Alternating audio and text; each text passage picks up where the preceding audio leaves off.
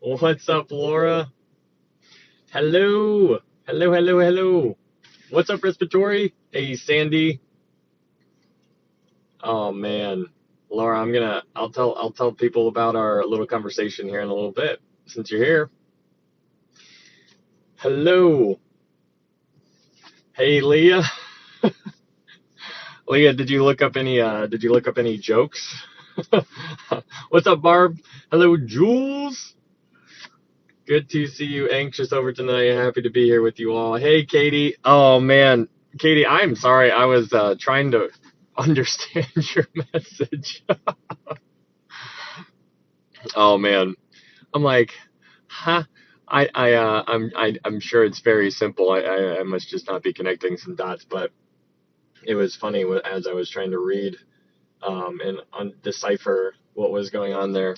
All that though, just so you know, while I'm got a million things going on in my mind. So you'll have to forgive me. Second Kings, man. Second Kings. Well, hello, Rod. What's up, Carrie? Yeah, Second Kings. What's up, DJ Nick? How are you doing tonight? I'm doing good, man. I'm doing good. And I was going to tell you guys, I was talking to Laura. She's in here right now. And I was going to tell you something. She reached out yesterday, or I don't, I think it was last night around 3 in the morning. What are you doing up at 3 in the morning, Laura? Um, and we had a conversation. She was telling me about her situation, and she gave me permission to talk about this. And I thought it was the neatest thing, so I figured I would share with you guys because I was like, hey, do you mind if I share it? And she's like, absolutely, go ahead. And so I thought it was pretty neat. But she's Laura. She's a retired school teacher, and she doesn't get around too well for some physical ailments, and she wasn't feeling too usable, to put it like that, I suppose. How could she be used by God in her state is kind of some of the thoughts that were running around in her mind, as I understand it. And so her one of her friends or relatives gave her TikTok, told her about TikTok, and so she started dabbling on TikTok. And then she met a lady on TikTok, became friends. This lady was reading the Bible, and so she joined in on that. They met each other on TikTok, and now they're real life friends. And so now Laura is going to be, or is currently doing this Bible study with these ladies, and it is pretty neat because she's like, it's she's helping them learn, and I thought that was super cool. And she was talking about how these types of studies have been able to help her, and so she's giving that to them. She told them to come watch this live, and but they're like, we like talking and having conversations and stuff, and she's like, Laura was like, I'm okay with that. And so they get together, they have this Bible study. I don't know if it's virtually or not, but I thought it was the neatest thing because she ended her novel of a story of a message that she sent me by saying that there is so much work to do. Because so she went from what good am I, kind of, I might be allowed, making that into something that might not be there, but she went to what am I doing, what can I do, to there's so much to do. And I'm just like, that's super neat. I'm like, that is so amazing. And so I was just, it was like 3 in the morning. I was in my basement just hanging out, and I was reading this message from Laura, just smiling from ear to ear. And I'm like, man, this is so cool. So here Laura goes. She is running her own women's Bible study, and I think that that is super cool. She's trying to help out these people who don't really have much of an understanding at all, and she's the person that people are going to ask questions, and I love that. I love that. So Laura, hopefully I did that story justice. It's been a while since I read it, and when I mean a while, I mean like 20 hours or so. What's up, Holly? Wow, that is encouraging, right, Laura? So Laura, big old shout out to this lady right here, Laura. I just pinned her up there. Oh hey, I got my track in I order. Very cool, respiratory. Oh man, that's awesome, right, Sandy? Woohoo! Yeah, that's exactly how I feel. All right, cool, Laura. Glad. Hopefully, I didn't do too poorly on that storytelling. You're a night out. Yeah, I totally get it. So is everybody else in here. So you're in good company. But that is super neat. I was pumped about that, and can't wait to hear about some other stuff. Whatever stems from that. And I told her because I brought up the widow in the temple that only gave a couple pennies, in our terminology, and Jesus is like, that woman gave more than everybody else here. But in her mind, she probably didn't feel like she was. And so I'm like, it's so important to remember that it's about your heart. And I think we lose sight of that, which is, just the human in us coming out. And I want you guys to not look and compare yourself to me, or compare yourself to somebody in your world that or compare yourself to somebody else, but you need to look at it and change your mind to view it as if you and I are on the same team. If you see me doing well, that's you doing well. If I get a win, that's you getting a win. And all obviously, it's all going glory to the Lord. But it's easy to beat ourselves down when we're trying to do things for the Lord, because we're measuring it to with our own yardstick. We are using our own yardstick to gauge whether or not these things are enough, when it really comes down to a case-by-case basis. If you have been given much, you're going to be required much. And so, I don't know what you've been given. I don't know what you have to work with, but I just got to tell you, the story, the letters that were given to the seven churches in Revelation. Remember Smyrna, they thought they were doing terrible. And then Jesus writes them a letter, and he's like, you're doing great. And then Laodicea is like, I'm doing amazing. And then Jesus writes them a letter, and he's like, you don't know that you are wretched, miserable, and blind. And so we need to remember that. And I just got to tell you, I was so pumped reading that short story by Laura. I told her, I was like, you just encouraged me more than you have any idea, because sometimes but it is just so neat to read that. I love it, and I figured I would share that with you, and she gave me the green light, so hopefully you guys can be encouraged. We're trying to encourage each other here. That's the whole point of this entire study, to learn to grow closer to Christ. Obviously, if you don't know Christ, if you don't know Jesus, that's number one thing. But I'm kind of convinced that the people who keep coming back are probably know the Lord. You guys just keep on coming back. What's up, Tamara? Good to see you. Like your t-shirt tonight, Ryan. Yeah, hey, thanks, Katie. Thank you. The journal page will be about what we learned in the Bible study. That's cool. Katarina, hello to all, saying hello. Hello, Carrie. We met again today, and we will be Bible studying and creating an art journal page after every study. Team Ryan, yeah, okay, Holly. Hello, Blondie. Hello. What's up, Alyssa? Good to see you again. Trying to stay humble. Hi, sheesh, and everybody. What is he talking about? We were talking about Laura. Sorry, I just saw her name pop up. We were talking about Laura. Laura started her own women's Bible study, and it's really awesome. What's up, War Durham? Okay, I scrolled all the way up. I think that's good. What's up, Arthur? Good to see you, man. Fluter, hello. All right, we love the Lord. Thank you, Carrie. I appreciate that. Hello, Melissa.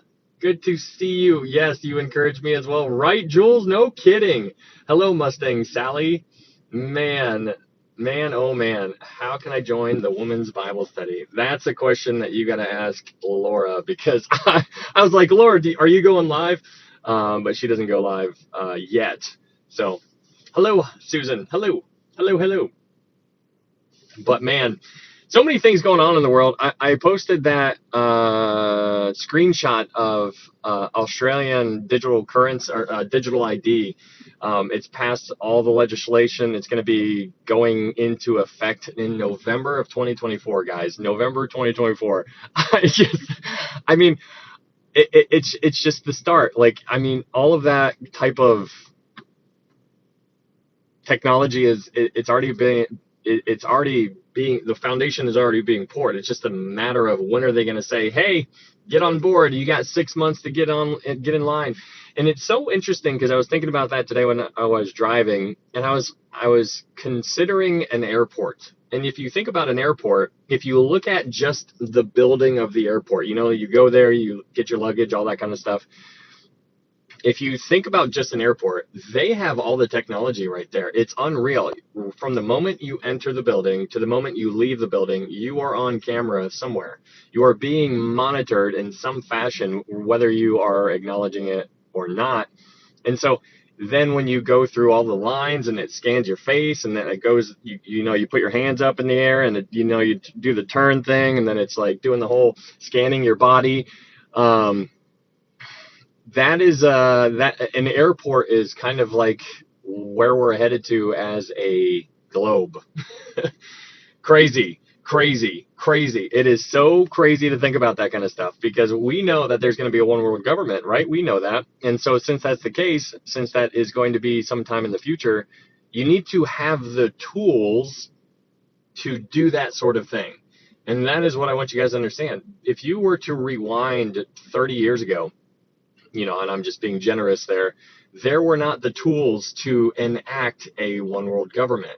But now there is. Now it's right there. It's in our faces. And so, like, technology, it's unreal. AI is now programming AI. I mean, like, how do you, are you kidding me? They say that that's not true, but come on. It is remarkable thinking about this kind of stuff. It really, truly is. And also, on that note, because that's a little eschatological kind of conversation, I went to this place yesterday, and I was talking to the owner of the business, and he told me that he has a men's Bible study that he has on, and he like all these people, or it wasn't even a men's Bible study, it was a Bible study, so I just inserted that incorrectly. But he has people come over to his house, and his house is just flooded with people, and there are people from other churches that come over and stuff like that. And he was really he's made it a point in his walk with Christ, which he's a Christian, by the way. Him and I were having some really good conversations, and we were both keeping up with one another. This guy he's got 10 kids. So he's probably close to 60 or so. But it was fun because we were keeping up with each other when we were talking about the Bible. Hey, thank you, Holly. Thank you, Holly. We were talking about the Bible, and we were going back and forth, back and forth, back and forth, back and forth.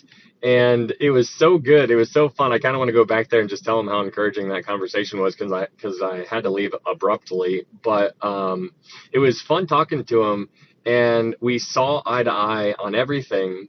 The one place that we talked on a whole bunch of stuff, and we touched on pre-trib and mid-trib. And I was like, yeah, I'm a pre-trib. He's like, oh, okay, I'm a mid-trib. And so I was like, okay, that's cool. He told me why he believed what he believed, and then I told him real short and sweet what I believed. And I told him, I was like, this is fun because this is just a secondary issue. And it was cool because that's exactly what it is. And so it's so funny, like when him and I were interacting with one another, I'm like, this was easy. There was love in the conversation when we were having this kind of conversation. Like, we know what the whole point is the point is to keep the focus on Jesus. And so as he's been growing and whatnot in his own life, he's made it a point to have people over his house. And so now that's his like little ministry. He's like, how many people are you having fellowship with at your church? He asked me, and I was like, oh gosh, I don't have people come over my house. And he's like, yeah, that's like what we asked everybody at our church, and everybody had the same answer. And so since we acknowledge that, he's like, since that's happened, we've just made it a point to have people over our house so we can fellowship with one another. And I'm like, that's really neat, man. And he invited me over. We'll see how that goes. But I just thought it was cool. It was fun to meet somebody else out in the wild, and it was a good conversation. And I figured I would show that to you. We all need one another to lean on and stay close to Christ. You got it, Katie. You absolutely got it. So thankful for this page. Me too, Robin. That is awesome. Right, Holly? I mean, you just went through a whole physical at the airport combined services. Oh, man. What do you think about the book of Paul? Man, the book of Paul, that does not help me out in your question there, Drewski. Um, I don't even know. Are you real? That doesn't make any sense. What do you think of the book of Paul? How he denies God but thinks God is Jesus? I have no idea what you're talking about. I think you could save money by just sending your X-rays from the airport to your doctor. There you go. BRB. Okay. What's up, Jubesy Bear? What's up? How you doing? All right. Your phone is always doing the same thing. Yes, Arthur. It is completely monitoring, but it's not gonna stop. Not gonna stop. Just gonna keep on going more and more and more and more and more. And they'll throw a nice little label on it. Tamra, yeah, I know. What the they'll tell you that it's for security reasons, and they'll tell you that it's for privacy reasons because everybody's getting hacked, and they'll label it with those types of things, and just to kind of get you on board, and that is how they'll get them. Working tonight, gonna take notes. Okay, cool.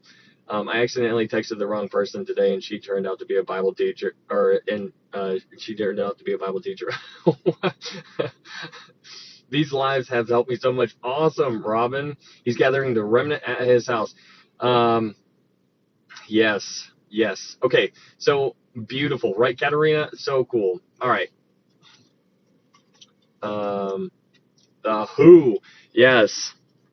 Oh man, yeah. Klaus Schwab stepped down from being the chairman of the World Economic Forum. Thought that was unique. I think we talked about that the other day, though. I believe his daughter could possibly be the one who takes his place. We will see. Who knows what's going to happen there? But definitely something to pay attention to. Husband got his Bible in the mail today. He's listening to you right now too. One step at a time. Whose husband, Leah? You said husband. Husband got it in the mail today. What? Oh man. All right, so we can. Okay, I'm kind of waiting for Leah, maybe.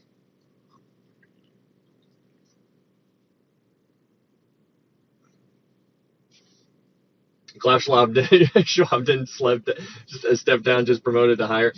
Oh man, I can see that for sure. Ex-husband? Oh, his ex. Oh, her ex-husband. Okay. Well, hello. All right, so let's go ahead and get on into it.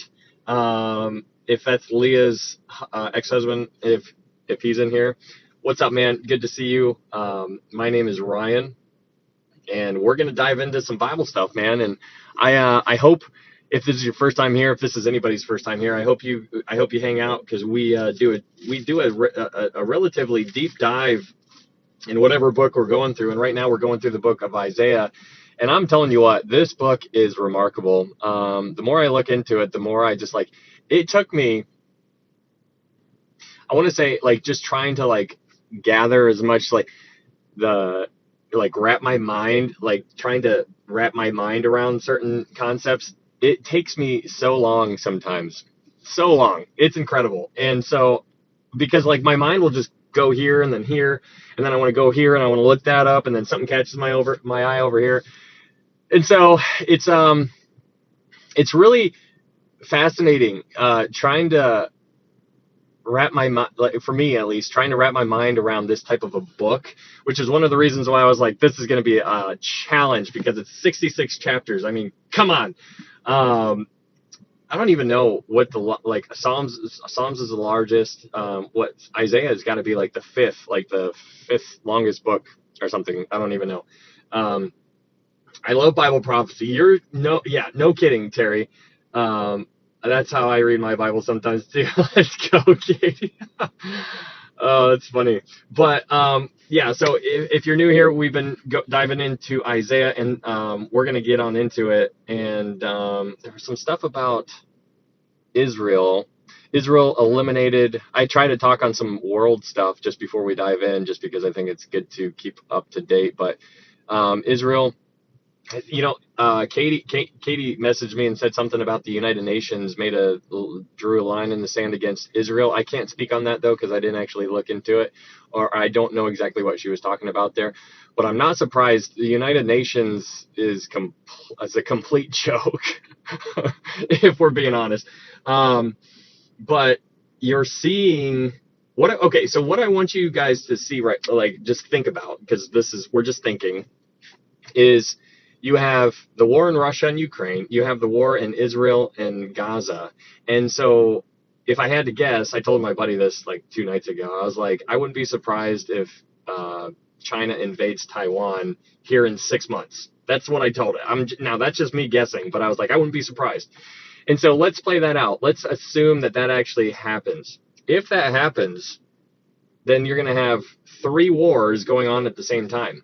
Now, that's fascinating. For what reason? It's fascinating for all kinds of reasons, mainly because there needs to be someone to come along to be a Mr. Fix-It. There needs to be somebody who shows up and is like, you know what? I got this, guys. Here's what we're going to do. Here's what we're going to do. Here's what we're going to do. Here's what we're going to do. And I'm just saying, you've never seen the stage, and when I say the stage, I mean the world set like ever before. This is how it is. This is, I told you guys before, I believe the rapture is going to occur in my lifetime. Could I be wrong? Sure, I could be wrong. But you're seeing the writing on the wall all over the place. And it's important to pay attention to what's going on all over the place, because have you ever thought that there's never been a time in history to where like a billion people are all thinking the exact same way all at the same time? And I rounded down there just because of the sake of the argument, just to get the point across. But let's just say the entire world was on the same page all at once when the whole C-19 thing was going on. Everybody was thinking the exact same thing. Like, we're all like, oh, and we were all aware of the exact same thing all at once. It was everywhere. You could have gone to this country, to this country, to this country, to this country, to this country, and it would have been all over the place. You would have been aware of it. So it would have been in your mind that fast. And so that is remarkable, thinking about that kind of stuff. When you think about those things and you look at the Bible and then you look back out in the world, you're just like, oh my goodness. So it is wild. What's up, Wendy? Hello. Wendy is in the house. Man, Wendy, long time no see. How are you doing? They were doing the maneuvers close to the border of Taiwan. Yeah, KB, that's one of the reasons why I brought it up, because we were talking about it a couple of days ago. And I was just like, it's going to, I just think and I'm just playing scenarios out in my mind just because that's how I do things. Hello, Ralph. This has all happened. Oh, Drew. We are seeing it again. Yes. Keep your eye on North Korea too. Oh, sheesh. Sheesh. It's all over the place. Who knows what's going to happen, man? Well, hello, Ryan.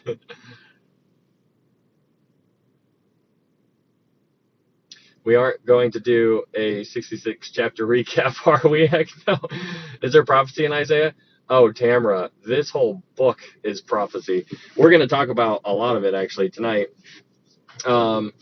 And we're gonna get into it. I know, right? Just a lot, working a lot, having back surgery next month. Hope all is well with you. Oh man,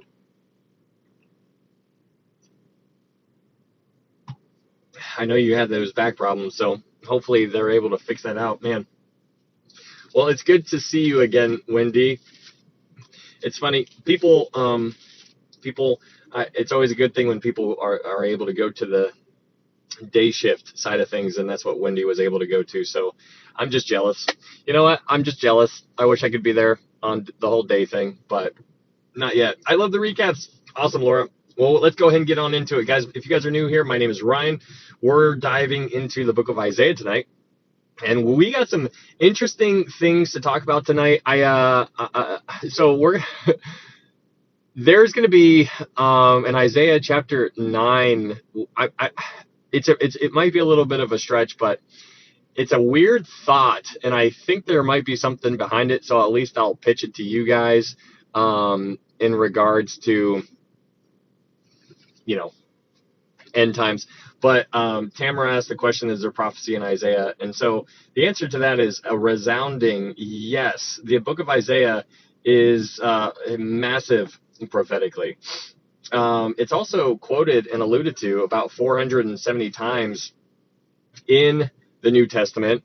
And so the people in the New Testament, like Jesus, John, Paul, Luke, they keep reaching back to Isaiah, grabbing what Isaiah said, and they pulled it to the forefront of everybody's mind. And so it's a super important book. It's the one that everybody keeps going back to. It's the most quoted, and it is a mini type of Bible, if you want to look at it that way. The reason I say that is because Isaiah is composed of 66 chapters. Now, if you know your Bible, there are 66 books in the entire Bible. Now, why is that interesting? Because is that just a coincidence? 66 chapters, 66 books, is that a coincidence? Well, maybe, but then when you look at how the Old Testament is divided, there's 39 chapters in the Old Testament. And if you look at the 39 chapters, I'm sorry, there's 39 books in the Old Testament. And if you look at Isaiah, and if you look at the first 39 chapters in Isaiah, it parallels the Old Testament.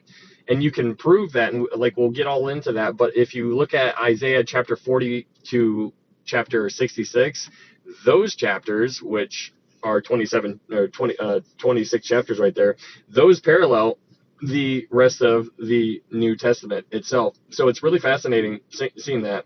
27 chapters, 27 books. I'm a hot mess. But it's really, really cool. It is all kinds of amazing. There's so many good reasons to dive into the book of Isaiah, and we talked a lot about that. I loved doing the recap that we did the very first before we even dove into chapter 1. That was great to give you a flyby of the entire book of Isaiah, because there's so many major prophecies in Isaiah that are important for each one of us to know. And so one of the reasons, one of the cool things about the book of Isaiah, just to kind of narrow it down a little bit, is to get you to understand that in Isaiah, you are told about the furthest event that ever happened back in time. Before time began, we're given that in Isaiah. And then in the same book, we're also given an event that happens so far out in the future that is also recorded in the book of Isaiah. So you have the two events in history that one has happened, the other one has not, and both of those events are in the exact same book. And I think that's pretty remarkable to think about that. Another reason why Isaiah is so stinking cool is because God basically smack talks these other gods, and he calls them out. He's like, you guys want to know who I am?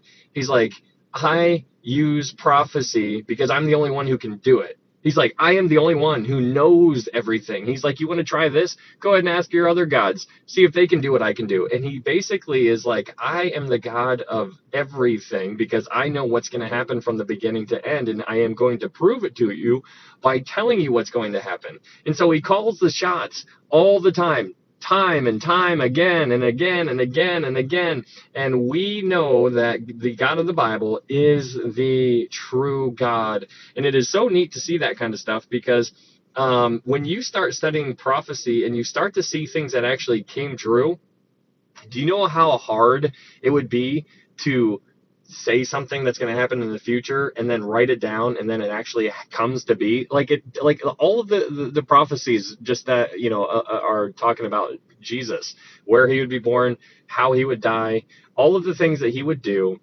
Do you know how amazing? And we're going to talk about some of those tonight. And so that's the kind of stuff that you need to really make an imprint in your mind each time one of these prophecies. Don't just be like, oh yeah, I've heard that before, and be like, oh, okay. No, I want you to think that is friggin' cool. Like, that is amazing. And don't just sleep on those things and be like, yeah, blah, blah, blah, I've heard it a million times. No, think about what just happened and put yourself in Isaiah's shoes.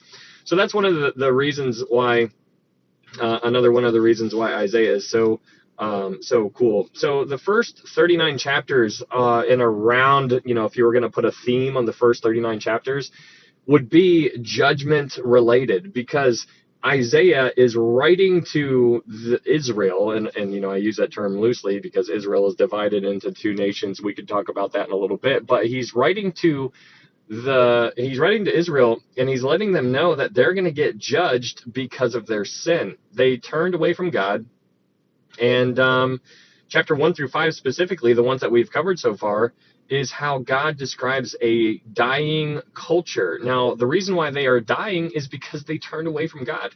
It is fascinating when you read when people do the things that they should be doing, like the Kings. If you go back and you read the Kings, First and Second Kings, you see that Uzziah, he prospered when he followed the Lord. He did right. He did well.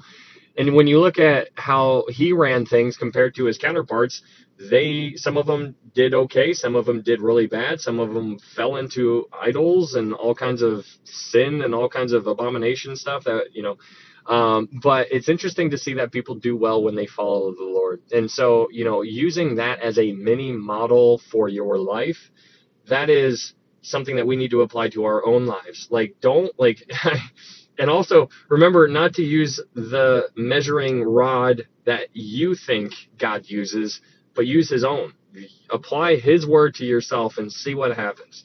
How are you doing? Are you doing well? Because you are the king of your own home. You are the queen of your own home. And so are you running it how it needs to be ran? Are you doing what is right unto the Lord? That is what we need to be thinking. That is our first goal individually. And then after we got our own house in check, then we can go around and help other people. And thank you, Tamara. Okay, so that is a little bit of a recap, but Isaiah chapter 1, we talked a lot about the judgment that was coming. We talked a lot about the sin, a lot about the culture that was going on there. There was a lot of evil going on. They were not defending the fatherless or the orphans. They were not defending the widows. They were completely corrupt, and they completely turned away from God. And so God is it's so crazy when you see this kind of stuff, because God is constantly saying, hey, I'm over here. I'm over here. I'm over here. And you know what? I think we're really going to be blown away by the amount of effort that God went through to reach you, to reach me, to reach the people who denied him. I think we're going to be blown away when we learn about that type of stuff. Because when you're reading Isaiah, you can't help but see all the prophets. You go back into the Old Testament, you see God sends a prophet. He sends a prophet. He sends a prophet. He sends a prophet. The prophets die. Then he sends the church.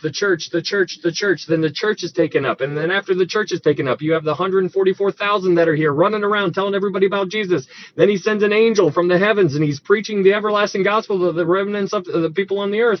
He is trying time and time again, come to me, this is who I am, I love you. And everybody's just no.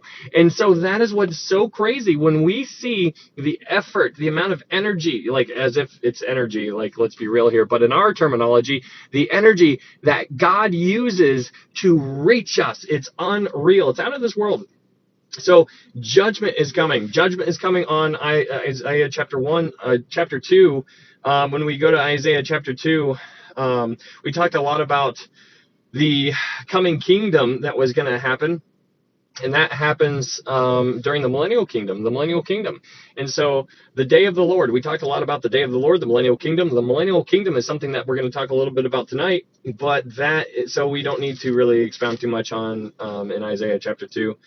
But in Isaiah chapter 3, moving on, just doing a quick flyby, Isaiah chapter 3 in verse 1, God is the one who takes away from Jerusalem and from Judah the bread, the water, the mighty man, the judge, the prophet, the elder, the captain. He takes them all away. He's like, you guys want to play these games? He's like, I'm going to remove everything. And you know who's going to be leading you? The people who are going to be leading you are the babies, the infants, these unqualified people. He's like, here you go. This is what you get. This is what you get. This is what you get. And so now you have you have 12 tribes called Israel. These 12 tribes divide, and so 10 of them go up north, and that nation or that region is called Israel. The two tribes that stay south is called Judah, and they were composed of Judah and Benjamin. So you have Israel and Judah, and that is just interesting that he's talking here in chapter 3, he's talking to Jerusalem and Judah. There's going to be all kinds of judgment that's going to be wreaked on these people. They're going to get actually balled up. And hey, thank you, Colleen. Thank you for those roses. I appreciate that. So you're seeing a theme going on here: judgment, sin, judgment. God is a holy God, and he is reaching out to these people. But when they deny him time and time again, what do you think he's going to have to do? What would a loving father who loves his child do to a 1-year-old, to a 2-year-old, to a 3-year-old. If they are trying to correct them, then they would be disciplined. And, that's a difficult thing to say in our world today, but you know what? That's what I do. And I'm just like, you know what? I got some really good kids. And people tell me that all the time. And so I'm just like, it's amazing how you can tell children who are raised a certain way compared to children who are raised a different way. And it's very apparent. Anyways, Isaiah chapter 4, moving to Isaiah chapter 4, verse 2, it says, "In that day the branch of the Lord shall be beautiful and glorious." Now, the branch is something that is so unique, like it is so cool. This is a title of Jesus Christ, the branch. And we went all over the place, and we looked at Isaiah chapter 11, and we looked in Zechariah, and there's 2 places in Zechariah where the branch is talked about. And so this branch is a title of Jesus Christ. And there are different ways that the branch mentioned in Isaiah 4, Isaiah 11, Zechariah 3, and Zechariah 6. Each time the word branch is brought up, it is used in a way that directly correlates to the Gospels. So the branch here in Isaiah chapter 4, verse 2, directly relates to how John writes his gospel. Then if you go to Isaiah chapter 11, that one directly relates to, I think, Matthew. And then if you go to the ones in Zechariah, those relate to Mark and Luke. And so it's just really neat to see the structure of the Bible, the architecture that the Bible just has all the way throughout from the end to the beginning.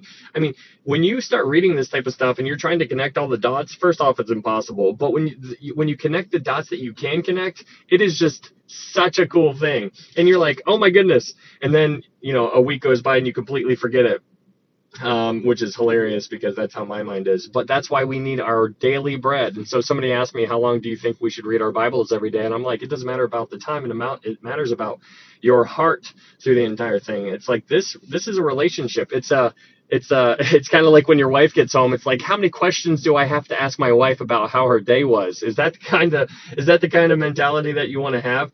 And like, let's just get this over with. No, it's about like listening, hearing, talking, that kind of like nurturing, watering that kind of relationship, watering that plant so that it grows. That is what we need to be doing with our relationship and looking at it towards the Lord, like the donkeys. So then we get to Isaiah chapter 5. In Isaiah chapter 5, we learn about this vineyard that God is telling us that he put together. He's like, listen, he's like, I cleared out the land. I was the one who got all the rocks out. I built the fence so that all the animals wouldn't come in. I watered it. All of these things. And then we learn that the vineyard is Israel, because it tells us that in Isaiah chapter 5, verse 7, it says, "For the vineyard of the Lord of the hosts is the house of Israel." So this vineyard that he is telling us about is Israel. So he is it's a metaphor, if you will, but it is interesting because he's like, I expected good grapes. And he's like, what did I get? I got sour grapes. He's like, what am I going to do with these sour grapes? What am I going to do with these sour grapes? He's like, I built a wine press right here so that I could make wine. I can't make wine unless I have good grapes, but I got a vineyard full of sour grapes. And he's referring to Israel. He's like, these people are they've gone bad. And so he's like, I'm going to get rid of them, but there's always going to be a remnant. There is always a remnant. There's always a remnant. And that's what's so beautiful about the entire thing, is because Jesus, his hope, his longing, he is longing for restoration.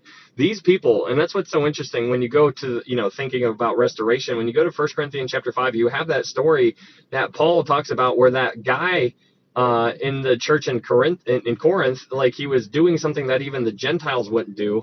And so Paul tells the church in Corinth to excommunicate that guy, but that sounds harsh. But that's what we need to do to protect the body. But when you get that member outside of the church, it should wake that person up to where he wants to come back in. And so that's what ended up happening. The hope was for restoration. And so we learn that he comes back into the church by 2 Corinthians chapter 2, or 1 to 2. And so that's what's so neat. He is hoping for restoration. He is wanting that. He just knows what they're going to do. It's just fascinating to see this kind of stuff. But then in Isaiah chapter 5, verse 20, it says, "Woe to those who call evil good and good evil, who put darkness for light and light for darkness, who put bitter for sweet and sweet for bitter.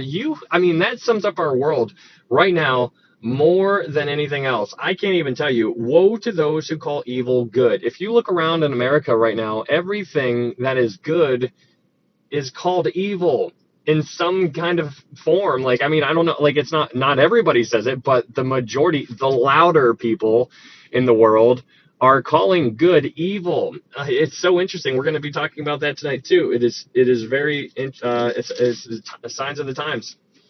Very, very important to pay attention to, and I'm sure you guys all have your own stories on that kind of stuff, but it's heartbreaking. It is heartbreaking. We used to be a beacon in the world. We used to be a huge, spotlight, like just like a light tower, just like rotating the light in the darkness. We used to be a nation under God, and so now we're not. Now we're taking God out of the out of the courtrooms, the Ten Commandments out of the courtrooms.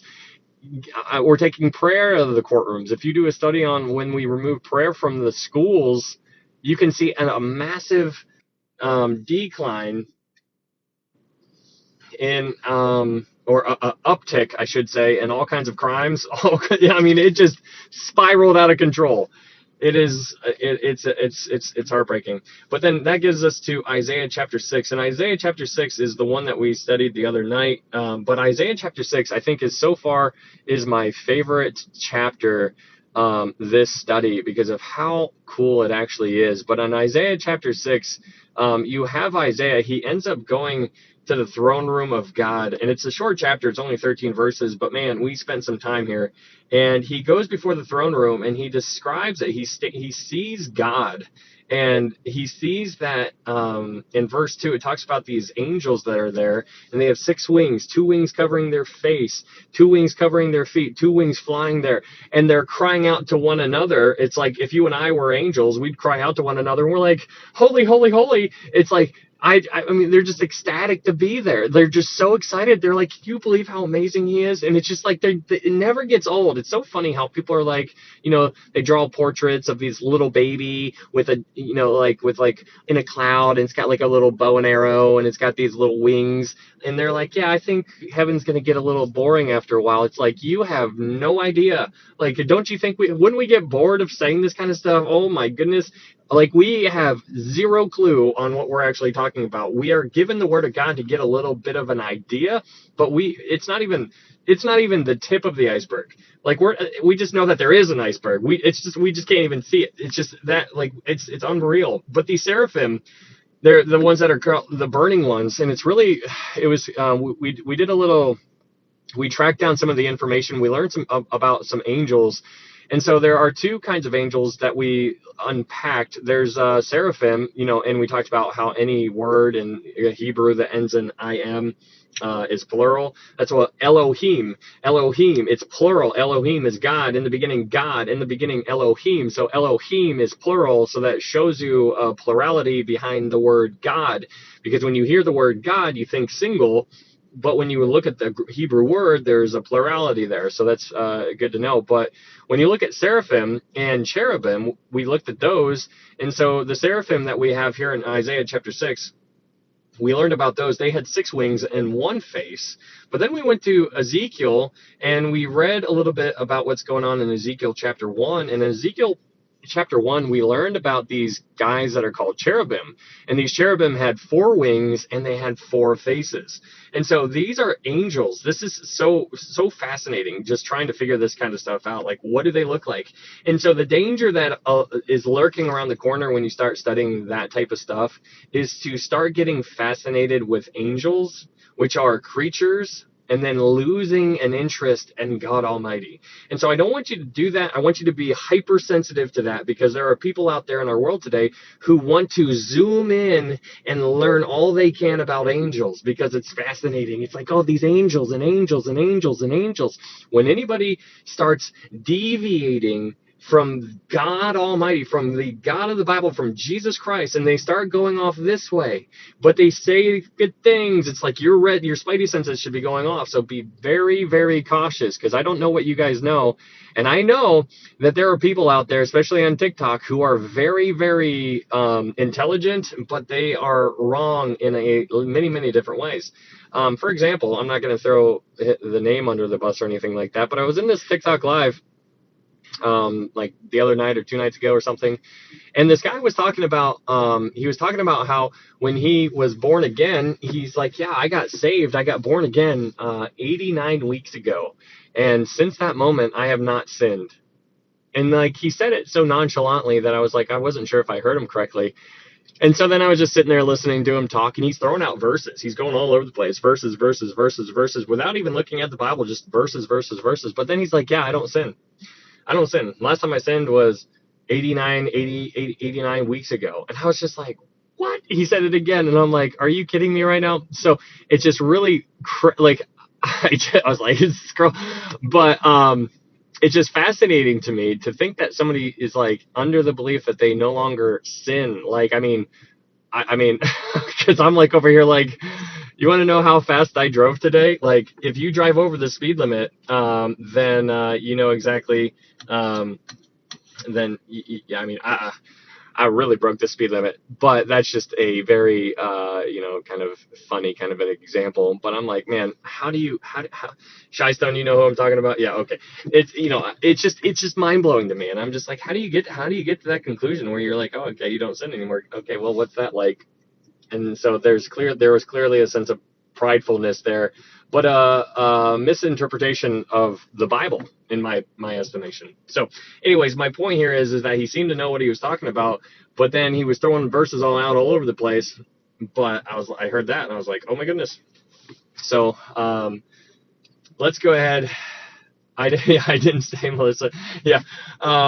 Anyways, so Isaiah chapter 6, after that, you go to verse 5. Isaiah chapter 6, verse 5. And it says, so Isaiah is there in the throne room, and he falls down on his face, and he says, woe is me, for I am undone. I am a man of unclean lips, and I dwell in the midst of a people of unclean lips. And so it's interesting that right when he is in the presence of God, the first thing he acknowledges is he sees how pure he is, because that's what's right in front of him, right? And then after he sees the purity, the righteousness, the amazingness of everything, he immediately self-reflects. It's like, I want you to imagine you walk into like I don't even know, like what are those parties called where it's like you're supposed to wear like a tux and a black and white kind of, I don't know, I've never been invited to, but I hear celebrities do it, but it's like a black tie event or something like that. And imagine you show up and you got like shorts and a t-shirt on. Like, that's kind of like the idea in Archive, but like very elementary version. But so Isaiah shows up and he sees God Almighty, and he looks at himself and he just acknowledges how sinful he is without being provoked to do so. It was a natural reaction. He was like, yes. And so since he understood that he was a sinner, that makes you understand a little bit more about how the entire process went with the story of Lazarus and the rich man, right? Because Lazarus went to paradise, right? The rich man, he was in Hades. He was burning. And so he's there, and he not once was like, I do not belong here. He's like, somebody made a mistake. This is a clerical error. Somebody, can we go back and redo the thing? No, he knew he belonged there, because once you're done here, your eyes are open up, and you know you have no excuse. So God is going, if you die in your sins, God's going to spend the rest of eternity punishing that sin. The sin that is on you, if you're not born again, is currently on you. Like, I want you to imagine you just got dumped with that slime from Nickelodeon. Ugh, Nickelodeon, don't get me.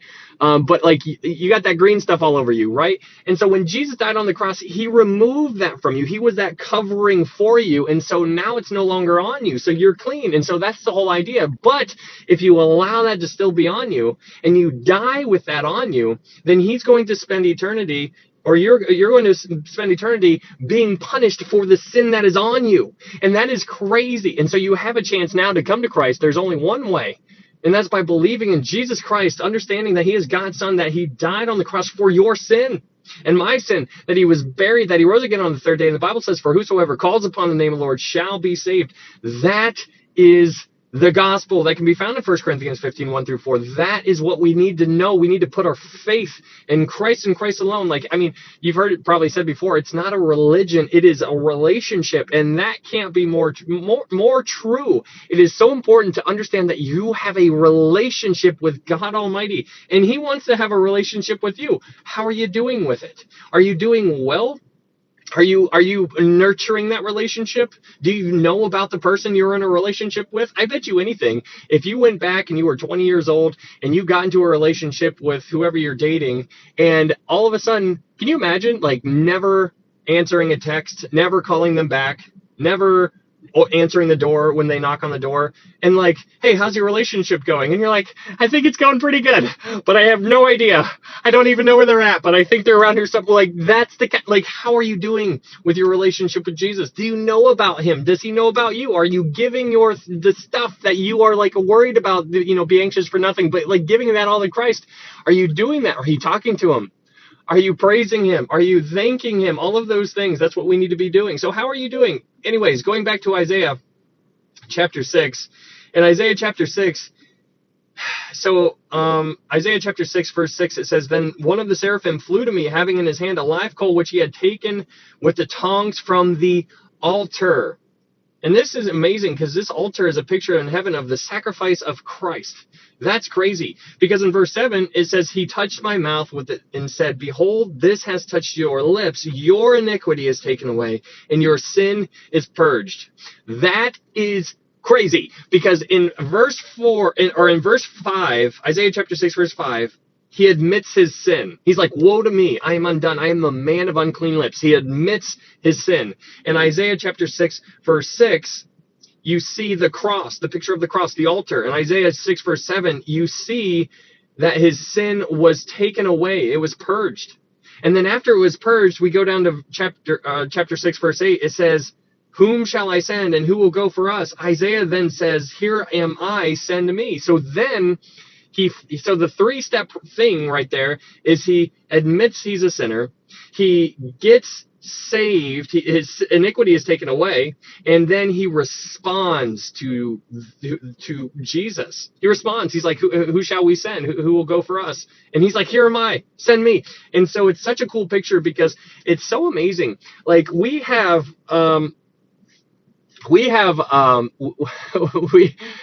are in a little bubble here that is called time, and we are affected. We are being directly affected by time. And that is crazy, because every single second that goes by, we are getting older. We can't stop it. It is on a full, like, we are running straight ahead towards the finish line, whether we like it or not. It's just, what race are you in? That's the only question that is on the table. And so it's interesting thinking about time, because in God's perspective, like, so here's the bubble that is time.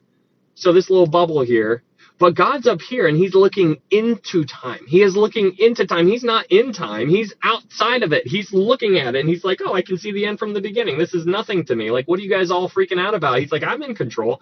And so it's so interesting, because Isaiah was saved looking forward to the cross, because the cross didn't happen yet when Isaiah got his sin purged.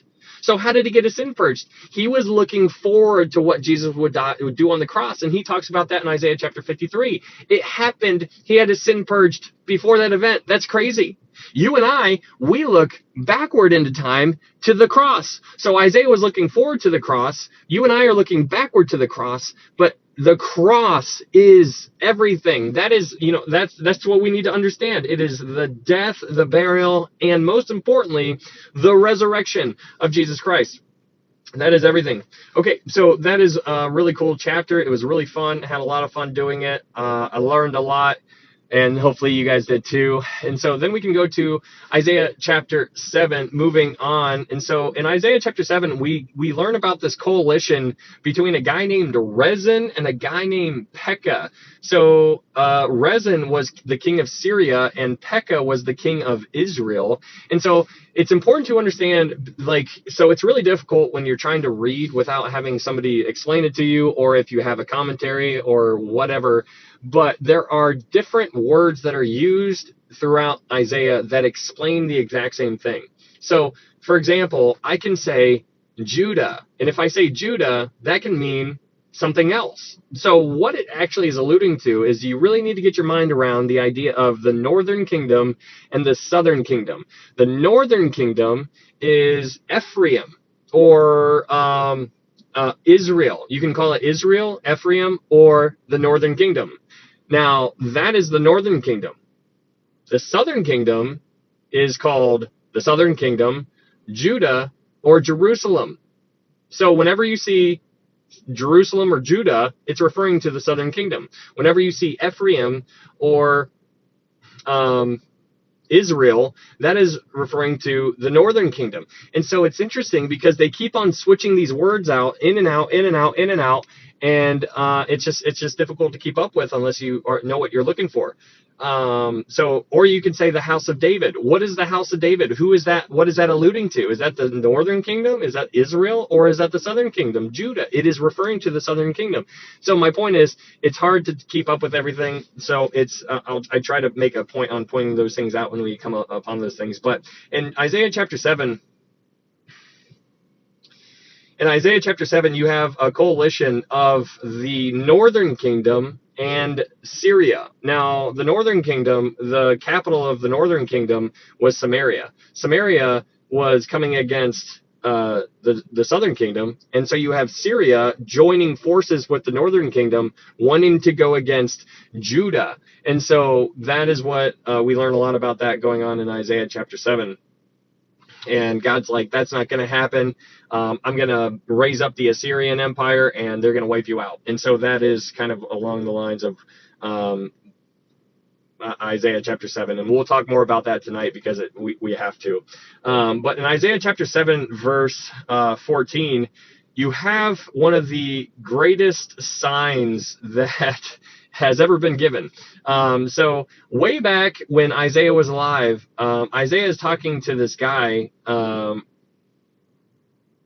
Isaiah is talking to this guy named Ahaz. He's one of the kings that Isaiah was ministering to during Isaiah's ministry. And Isaiah goes up to Ahaz, and Isaiah tells Ahaz, "Hey, Ahaz, go ahead and ask for a sign." God's telling you, he's like, what sign do you want? Ask for anything. This was one of the only times, I think, that God actually goes up to somebody. He's like, whatever you want, ask for it. It's going to happen.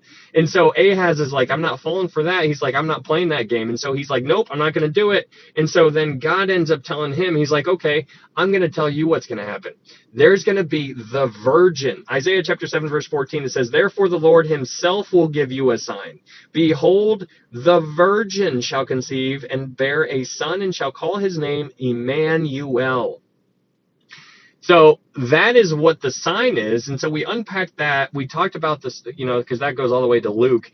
And so it's really neat to see what he did. And so he called the shots centuries before the birth of Christ. And this is what is so stinking cool. Like, he could have chose any way to do it, right?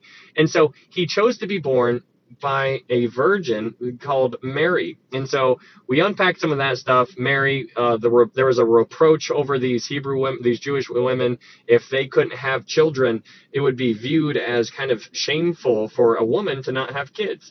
And so that's why whenever you see a woman say, take this reproach away from me, it's alluding to the shamefulness that they felt from being barren. So being barren was a reproach. And so this virgin, Mary, ended up having a child, and that child was called Jesus, Emmanuel. And so obviously she had more children after Jesus, but she was a virgin for Jesus. And so we talked a lot about that. That was really, really cool. And so that is Isaiah chapter 7 in a nutshell. And yeah, so now we will dive into Isaiah chapter 8.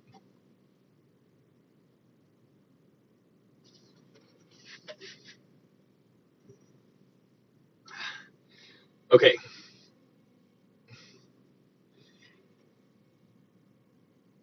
Such an amazing thought. What's up, GT? Good to see you. Hallelujah. Hallelujah. Let's go, Lori. Good to see you. Hello, Andrea. All right. All right. I am glad you guys are all here tonight. Okay, so let's go ahead and get on into Isaiah chapter 8. We're going to cover chapter 8 and chapter 9 tonight, just in case you wanted to kind of wrap your mind around where we're going to be going. But if you guys are new here, there's a YouTube link up in my TikTok profile where I upload these lives to YouTube. So if you would like to go subscribe over there, that would be really neat. And we have the other studies up there as well. We have Revelation, Daniel, Ruth, John, Hebrews, James. We've done all the Pauline epistles. Those are up there too. Had a great old time doing that. So we are making some. We're moving right along, I suppose. All right, so let's go ahead and get on into Isaiah chapter 8. So before we dive into Isaiah chapter 8, just a little bit of an overview for you, just so you can kind of get it in your mind as far as where we're going to be going in chapter 8. The first 4 verses are going to be talking about Isaiah's son. Isaiah's son is going to be born, and he is going to be named before he is actually born. Now, that doesn't seem like that big of a deal, because you guys probably, whenever you named your kids, if you have kids, you probably had a name before they were even born too, right? So not a big issue, but it's something to take note of, and we'll talk about that when we get to it. But in verse 5 through 10, we're going to be talking about the overthrow of Damascus and Samaria that is going to happen by Assyria. Assyria is the big bad wolf looming in the distance. It's growing closer and closer and closer, and it's just a force that cannot be stopped. Verse 11 through 18 is them going to be waiting on God, and then in verse 19 through 22, it's going to be talking about rejecting occultic wisdom. Rejecting occultic wisdom. Or, you're talking about the occult. That's a word. I don't know if something that is thriving in our world today. It's crazy. So we'll talk a little bit about that. But that's just to give you a little bit of a overview for chapter 8. But in chapter 8, we need to remember that Judah, or the southern kingdom, is nervous because of the coalition that we talked about in chapter 7. If you remember the coalition, you have the coalition between Israel and Syria coming together, and Judah is worried about that. They're very nervous because of that coalition. But just a spoiler alert, God is going to use the Assyrians to stop that coalition. So we already know how that's going to play out. But let's go ahead and get on into Isaiah chapter 8, verse 1. Isaiah chapter 8, verse 1, it says, "Moreover, the Lord said to me, take a large scroll and write on it with a man's pen concerning Maher-shalal-hash-baz." Now, there's a name for you. That's quite a name. So we talked about how Isaiah, his name was he was going to be born, named before he was born. This is the name. This is the name. It's really interesting. So just so you know what this name means, this Isaiah's son's name means swift as booty, speedy is prey. Swift is booty, speedy is prey. Now, if you click on your Blue Letter Bible and you click on that and you go to the Hebrew and you click on that, what that name means, you're going to be like, what in the hay? But yeah, swift is booty and speedy is prey. And so this name is a prophetic indication that Damascus and Samaria were about to be absolutely wrecked by Assyria. Now, this also applies to Judah, because Judah will go into captivity as well. We know that Judah goes into captivity because of some of the stuff that we'll talk about here in a little bit. But this name, if you remember, let's go back to Isaiah chapter 7, verse 3. Let's go back to Isaiah chapter 7, verse 3. In Isaiah chapter 7, verse 3, it says, "Then the Lord said to Isaiah, go out now to meet Ahaz, you and Shear-Jashub, your son." So this is Isaiah's first son, and his name is Shear-Jashub. Shear-Jashub. And Shear-Jashub means the remnant shall return. So this is Isaiah's first son, and his name means the remnant shall return. But then when you go to Isaiah chapter 8, verse 1,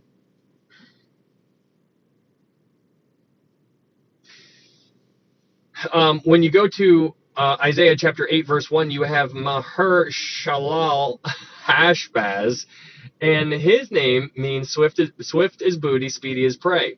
And so this, like what we talked about, was an indication about Damascus and Samaria, that they were about to be wrecked by Assyria. And so since that judgment was looming in the background, this is why their names are prophetic. So just that, let's skip forward in Isaiah chapter 8 real fast so you can kind of get a flavor for it. Isaiah chapter 8 verse 18. Go to Isaiah chapter 8 verse 18.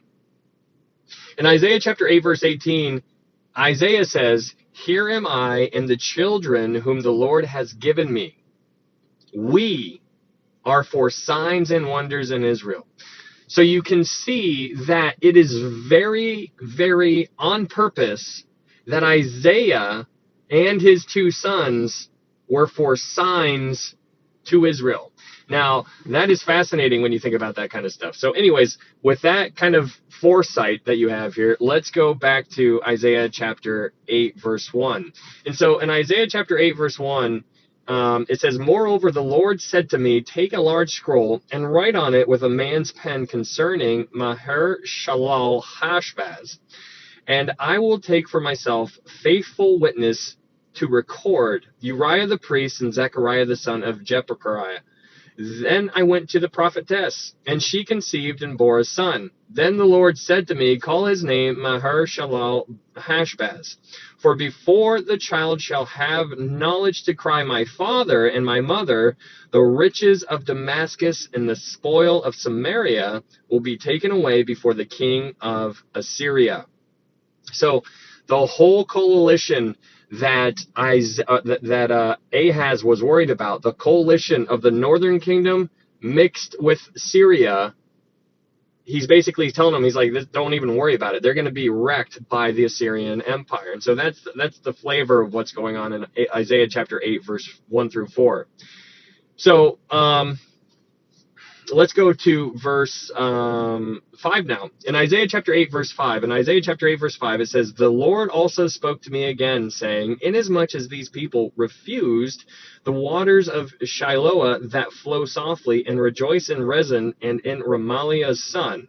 So here in verse 6, it says, "Inasmuch as these people." Now, these people here is directly talking about the northern kingdom. So, inasmuch as these people, the northern kingdom, inasmuch as these people, the northern kingdom, refused the waters of Shiloah. Now, Shiloah, that word there, right after it tells you about Shiloah, it follows Shiloah up and it says, "that flow softly." That flow softly. So this is an idiom for peace. So when you reword verse 6, it could say something along the lines of this: "Inasmuch as the northern kingdom refused the waters of peace," because that's what they wanted. It was supposed to be peace, but they refused. So, and it says, "and rejoiced in Rezin and in Remaliah's son."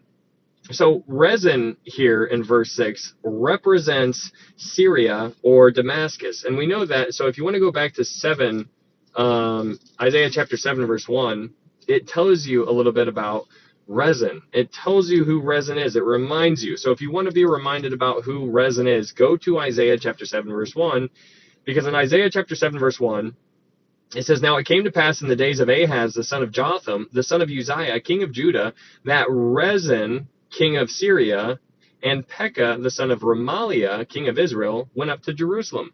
So Rezin was king of Syria. What do you think of when you think of Syria? You probably think of Damascus, right? Well, you probably think of Damascus because that's the capital. So it's interesting that Damascus, real time, is constantly being bombed by Israel. It is getting hit left and right. I mean, it is unreal.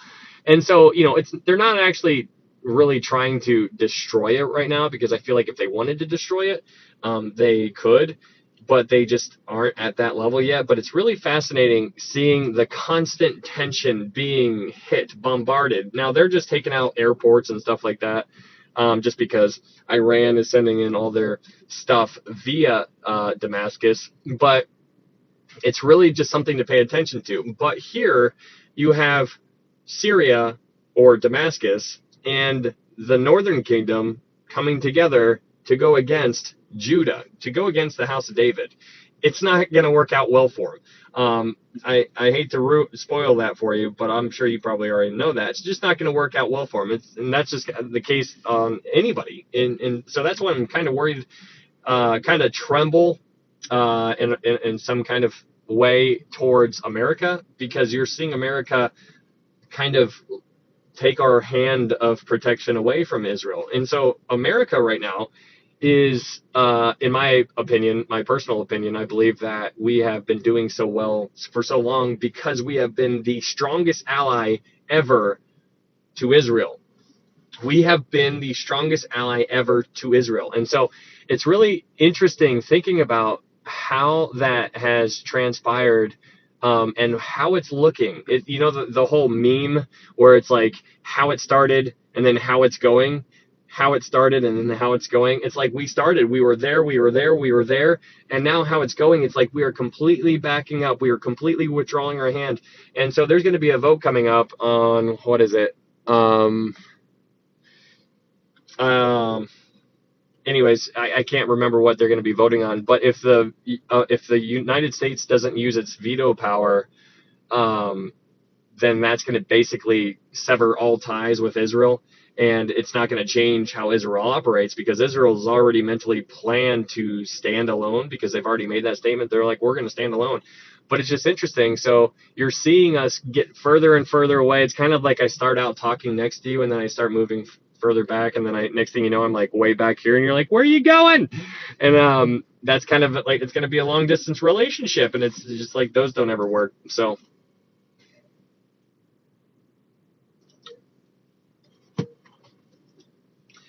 wrong move on our part. You got it, Lisa. Okay. And when I say those don't ever work, that's obviously not true, because they work all the time. So let's go ahead and get back into Isaiah chapter 8. In Isaiah chapter 8, verse 7, in Isaiah chapter 8, verse 7, it says, now therefore, behold, the Lord brings up over them the waters of the river, strong and mighty, the king of Assyria and all his glory. He will go up over all his channels and go over all his banks. So here in verse 7, where it says, now therefore, behold, the Lord brings up over them the waters of the river. Now this river that this is alluding to the Euphrates River. And the Euphrates is idiomatic of the Assyrians.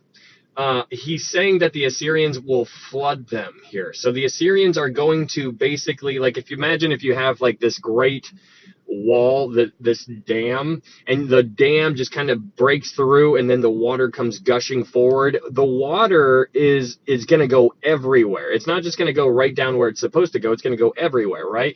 And so that's what he's saying here, and he's using this river as an allusion to the Assyrian Empire, because the Assyrians are coming, and there's nothing that's going to stop it. So read verse 7 again. It says, now therefore, behold, the Lord brings up over them the waters of the river, strong and mighty, the king of Assyria and all his glory. He will go up over all his channels and go over all his banks. He will pass through Judah. He will overflow and pass over. He will reach up to the neck, and in the stretching out of his wings will fill the breadth of your land, O Emmanuel.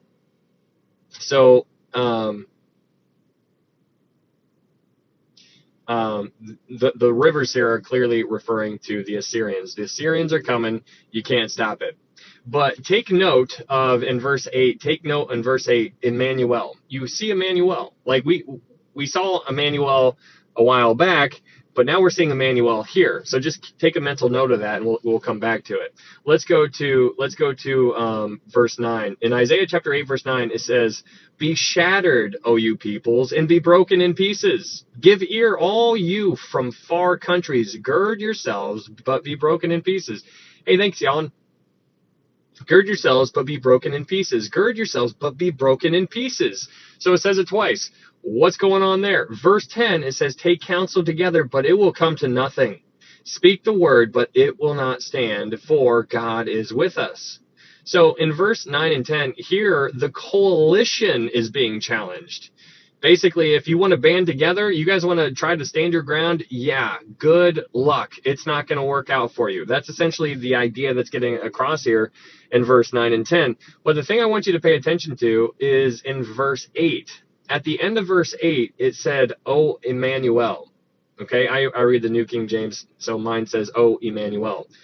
But now let's go to the end of verse 10. So at the end of verse 10, it says, "For God is with us." Now,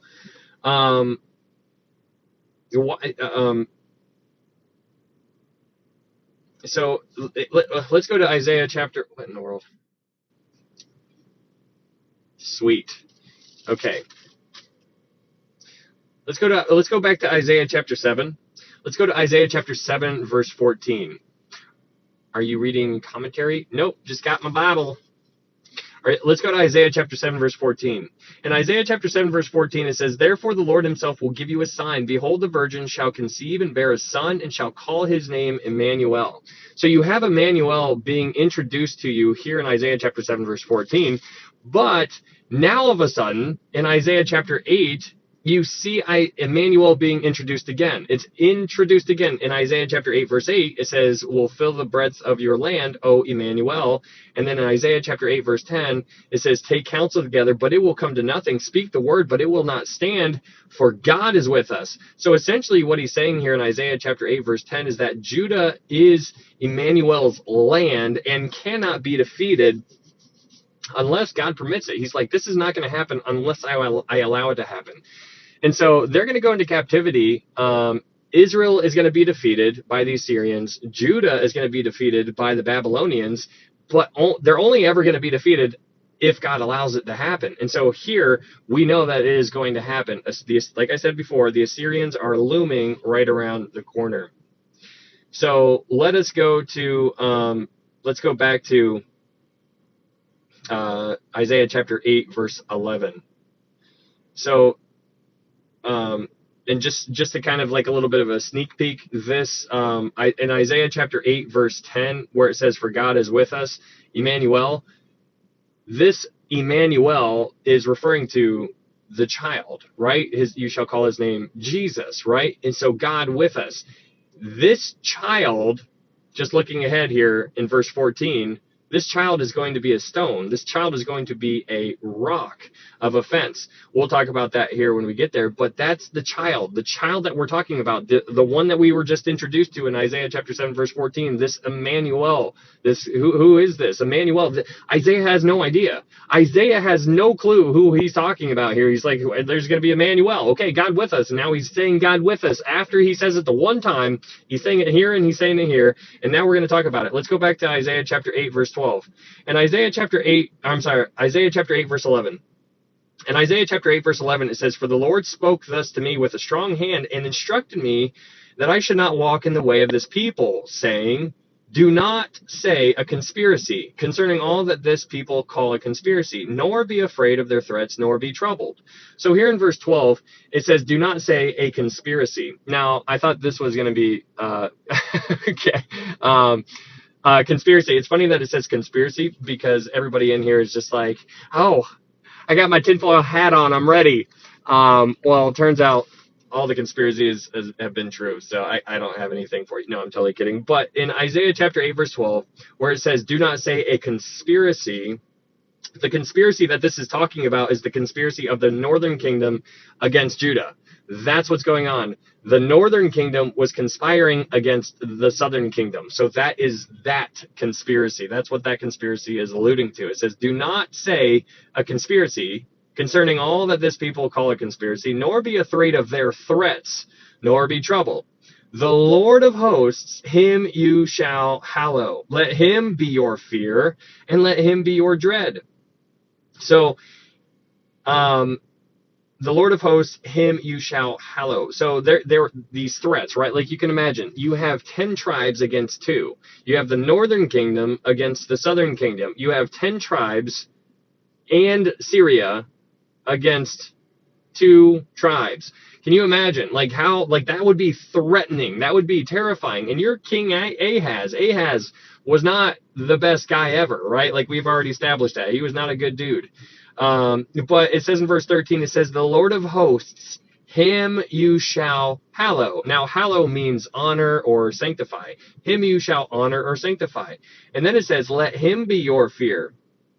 So it's interesting here in verse 13 when you think about how Isaiah is telling Ahaz that him you should fear. Now, when you compare this to our type of world, it's interesting because coalitions with the world are never really effective. They're never effective. If you have a relationship with the world, then if you apply this to what they were doing, it's just not going to work. If you are completely attached or if you are tethered to this world, it's not going to work. And so that's why I love that verse. And the things of this world will grow strangely dim in the light of his glory and grace. Like turn your eyes upon Jesus, right? Like that's what we need to be doing. That's what we need to be doing. But with the coalitions, with the world, since they're never effective, it kind of makes you think a little bit along the ways of the letters that are in Pergamos. If you guys remember what's going on in Pergamos in Revelation chapter 2, it's either 2 or 3, I can't remember. 2, Revelation chapter 2. In Revelation chapter 2, you have the letters to Pergamos, and what happens there? You have the church mixing with the world. That's what Pergamos means. Pergamos, pergamos, means mixed marriage. You have a mixed marriage. It doesn't work. Like it's not going to work that way. It's not how it's meant to be. And so when the church mixes with the world, it gets all kinds of bad. Thank you, Leah. And so that's kind of like a roundabout, like real time, kind of example that you can use there. But going back to Isaiah chapter 8, in Isaiah chapter 8, verse 13, it says, the Lord of hosts, him you shall hallow. Let him be your fear. Now let's go to Luke chapter 12. Luke chapter 12. Go to Luke chapter 12 real quick. Luke chapter 12.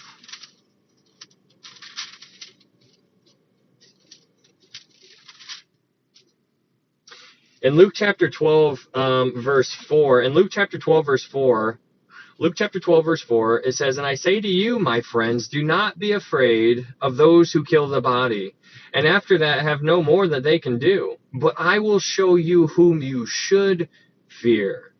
Fear him who, after he has killed, has power to cast into hell. Yes, I say to you, fear him. Now, it's important to keep that in memory because we often, as humans we are fearful of people that are standing right in front of us. If anybody was in the military, or if anybody was in law enforcement, or if anybody is in any kind of security, or if anybody is in any kind of, where they got to stand their ground type of position, and somebody starts barking right in your face, and you're just standing there taking it, like your heart rate goes through the roof. You're like, what am I going to do here? What's this guy going to do? I have no idea what he's going to do. All of these thoughts, right? If you've ever been in a fight, you know exactly what that's like. And so it's the same kind of concept. Like, how do you remember that? But we need to remember who we should actually fear. And so that's why it's important to always do what is right in the sight of the Lord. And so, this is what's so interesting when you think about the Bible. There are, like I know you guys keep coming back, so you guys probably have a really good handle on Scripture or a decent handle on it. But when you look at the world and you look at the people who are Christians, by Christians by name only, then you start to look and you're like, I don't even know. Like, have you ever tried talking to somebody who's gone to church for over a decade? And they have no idea like what you're talking about when it comes to the Bible? or somebody who's been going to church for 20 years, 30 years, and they have no idea. They're just like, how do you not know? Like, you've been in church that long and you don't know? And so I told you about that guy who was going to the one church for 9 years. His fiance was going to the same church for like 10 years. And they both didn't know how to know for sure to go to heaven. And I'm just like, you were in church for almost a decade and you don't know how? I'm like, this is the ABC type of stuff. And so it's just so interesting to think about. Knowing type of stuff. Like, how do you know? Like, what do you know? Like, you might know stuff, but do you know the most important thing ever? Anyways, we need to hide his word in our heart is the fact of the matter. That's what we need to be doing. And we need to fear. Isaiah chapter 66, like, fear and tremble. Like, we need to remember who we're dealing with. It is so important to do that. I mean, think about Isaiah. In Isaiah chapter 6, he fell down on his face and he's like, woe to me, for I am undone. What would you say if you stood before the Lord right now in Isaiah's shoes? If that happened to you right now, oh man. Okay, so let's get back to Isaiah chapter 8, verse 13. In Isaiah chapter 8, verse 13, it says, the Lord of hosts, him you shall hallow. Let him be your fear, and let him be your dread. He will be as a sanctuary, but a stone of stumbling, and a rock of offense to both the houses of Israel, as a trap and a snare to the inhabitants of Jerusalem. So here in verse 14, it says he will be a sanctuary, but a stone of stumbling and a rock of offense. So these are two different titles of the Messiah, the anointed one, Jesus Christ. Christ equals Messiah. Christ and Messiah are synonymous. My Bible says Christ most times, but other Bibles say Messiah. And so that's good to make the connection there as far as what those actually mean. But he is a stone of stumbling and a rock of offense. Those are two titles of the Messiah. Now, it's interesting when you think about the rock and the stone, because the rock and the stone is often used as an idiom for Jesus. If we go to 1 Corinthians real quick, 1 Corinthians chapter 10, go to 1 Corinthians chapter 10. In 1 Corinthians chapter 10, verse 4, in 1 Corinthians chapter 10, verse 4, it says, and all drank the same spiritual drink, for they drank of that spiritual rock that followed them. And that rock was Christ. So, Jesus, when you're thinking about the rock and the stone, while we're in 1 Corinthians, let's go to 1 Corinthians chapter 1. 1 Corinthians chapter 1. In 1 Corinthians chapter 1, verse 20, in 1 Corinthians chapter 1, verse 20, 1 Corinthians 1:20, it says, where is the wise? Where is the scribe? Where is the disputer of this age? Has not God made foolish the wisdom of this world? For since in the wisdom of God, the world through wisdom did not know God, it pleased God through the foolishness of the message preached to save those who believe. For Jews request a sign, and Greeks seek after wisdom. But we preach Christ crucified, to the Jews a stumbling block, and to the Greeks foolishness. But to those who are called, both Jews and Greeks, Christ the power of God and the wisdom of God. So he's a stumbling block, right? And so we know that he's a stumbling, or a stone of stumbling and a rock of offense. But let's go to 1 Peter chapter 2. 1 Peter chapter 2.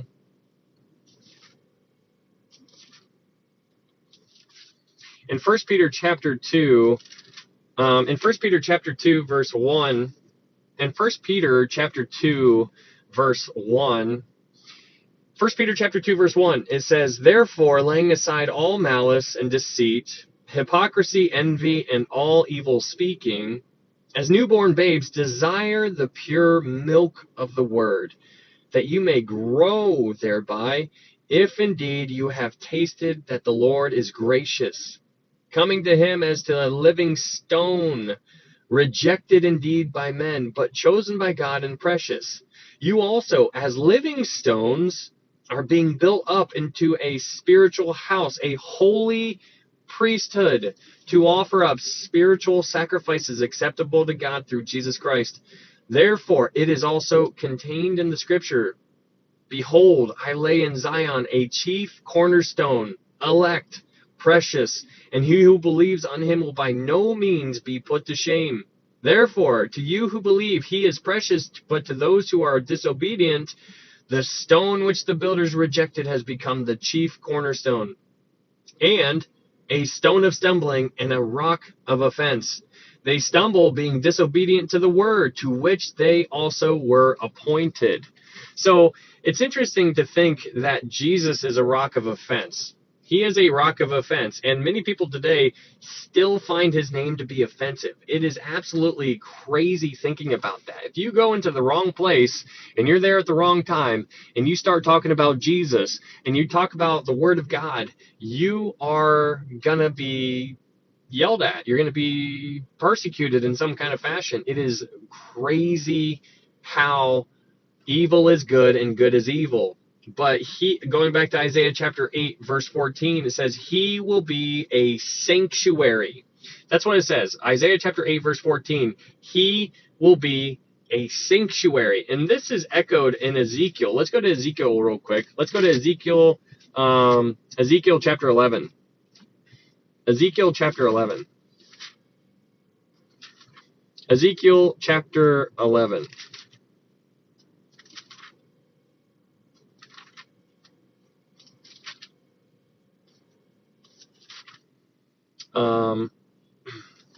In Ezekiel chapter 11, verse 16, in Ezekiel chapter 11, verse 16, it says, therefore say, thus says the Lord God, although I have cast them far off among the Gentiles, and although I have scattered them among the countries, yet I shall be a little sanctuary for them in the countries where they have gone.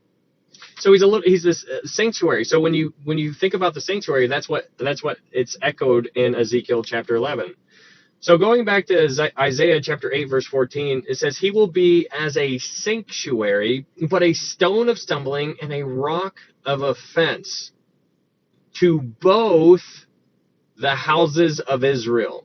Now that's interesting. He's going to be a stone of stumbling and a rock of offense to both the houses of Israel. Now, what are the houses of Israel? Now, that is why it's important to understand you have the northern kingdom and you have the southern kingdom.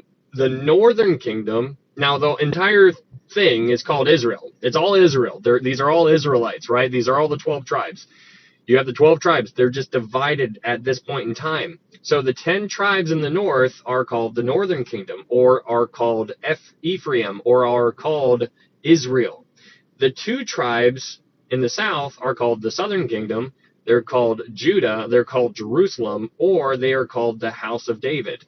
So that is why it's talking about both houses of Israel, because there are 2 parts to it right now because of them being divided.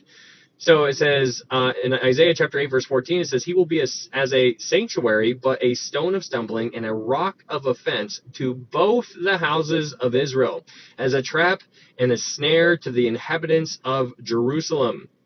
And verse 15, and many among them shall stumble. They shall fall and be broken, be snared and taken. Now, this is talking about what was going to happen when Jesus was here on the ground. They were going to stumble and they would fall. And this is prophesying of what Jesus was going to do. And this is what happened. And this is what still is happening to these Jewish people today. Why? Because they're blind in part. But let's go back to Isaiah chapter 8, verse 16. In Isaiah chapter 8, verse 16, it says, bind up the testimony, seal the law among my disciples. So in verse 16, where it says, bind up the testimony, seal the law among my disciples, when you think about like sealing of the law among my disciples, when you, like, I don't know if this is true for anybody, but it probably is. As the days get darker and darker, like thinking about sealing it up, like just in your mind and heart and whatnot, just isn't it interesting how the darker the days get, because the days are getting darker and darker and darker. I can't think of any time where we've gotten better. Like, has the world ever gotten better? Like, I don't think so. But it's interesting thinking about how the days are getting darker and darker and darker and darker. And when the days get darker and darker and darker, have you found that the Word of God is just something that is just so much more pure and precious, and you just want to hold on to it? Like, that's what, like, And so that is really neat. And I know that there are people in here who are like that. And that is awesome. If that's you, then that is so cool, because that's your tether. That is what you hold on to. That is how you find the way through the dark times. And so that's what's so interesting about people who are just like, you know what, I'll wait until I'm 99 years old, about to die, and then I'll give my life to Christ. They have no idea what the price that was paid for their salvation, and they're just using it as like a, oh, I'll do it when I'm good and ready. Like the gift. They're just, oh, okay. But Isaiah chapter 8 verse 17, it says, "And I will wait on the Lord, who hides his face from the house of Jacob, and I will hope in him. Here am I, and the children whom the Lord has given me. We are for signs and wonders in Israel, from the Lord of hosts, who dwells in Mount Zion." So, as we talked about before, Isaiah and his children were for signs and wonders. And that is what he's talking about here. Both Isaiah and his two children were given for signs to Israel. So we looked up, just to kind of refresh, Isaiah, his name means God is salvation, or Yahweh is salvation. That's what Isaiah means. So that's Isaiah. Then you have in Isaiah chapter 7 verse 1, Isaiah chapter 7 verse 3, you have the other son of, or one of the sons of Isaiah, named Shear-Jashub, and his name means the remnant shall return. And then you have the other one, his name means swift as booty, speedy as prey, and that's talking about how Damascus and Samaria was going to get destroyed. But it's interesting to think about the remnant shall return. So we are talking about the remnant shall return, but where's the remnant going to return from? Like, where does this remnant return from? So let's go to Daniel chapter 9. We studied Daniel a while back, but if you guys remember, in Daniel chapter 9 is one of the most, like, the coolest prophecy in the Bible, in my opinion. That's just my favorite. It's so, like, the Holy Spirit did everything but break it down into nanoseconds for us, really. But that's Daniel 9:24 through 27. But we're not going to talk about that right now, because, I mean, I want to, but we're going to talk about Daniel chapter 9, verse 2.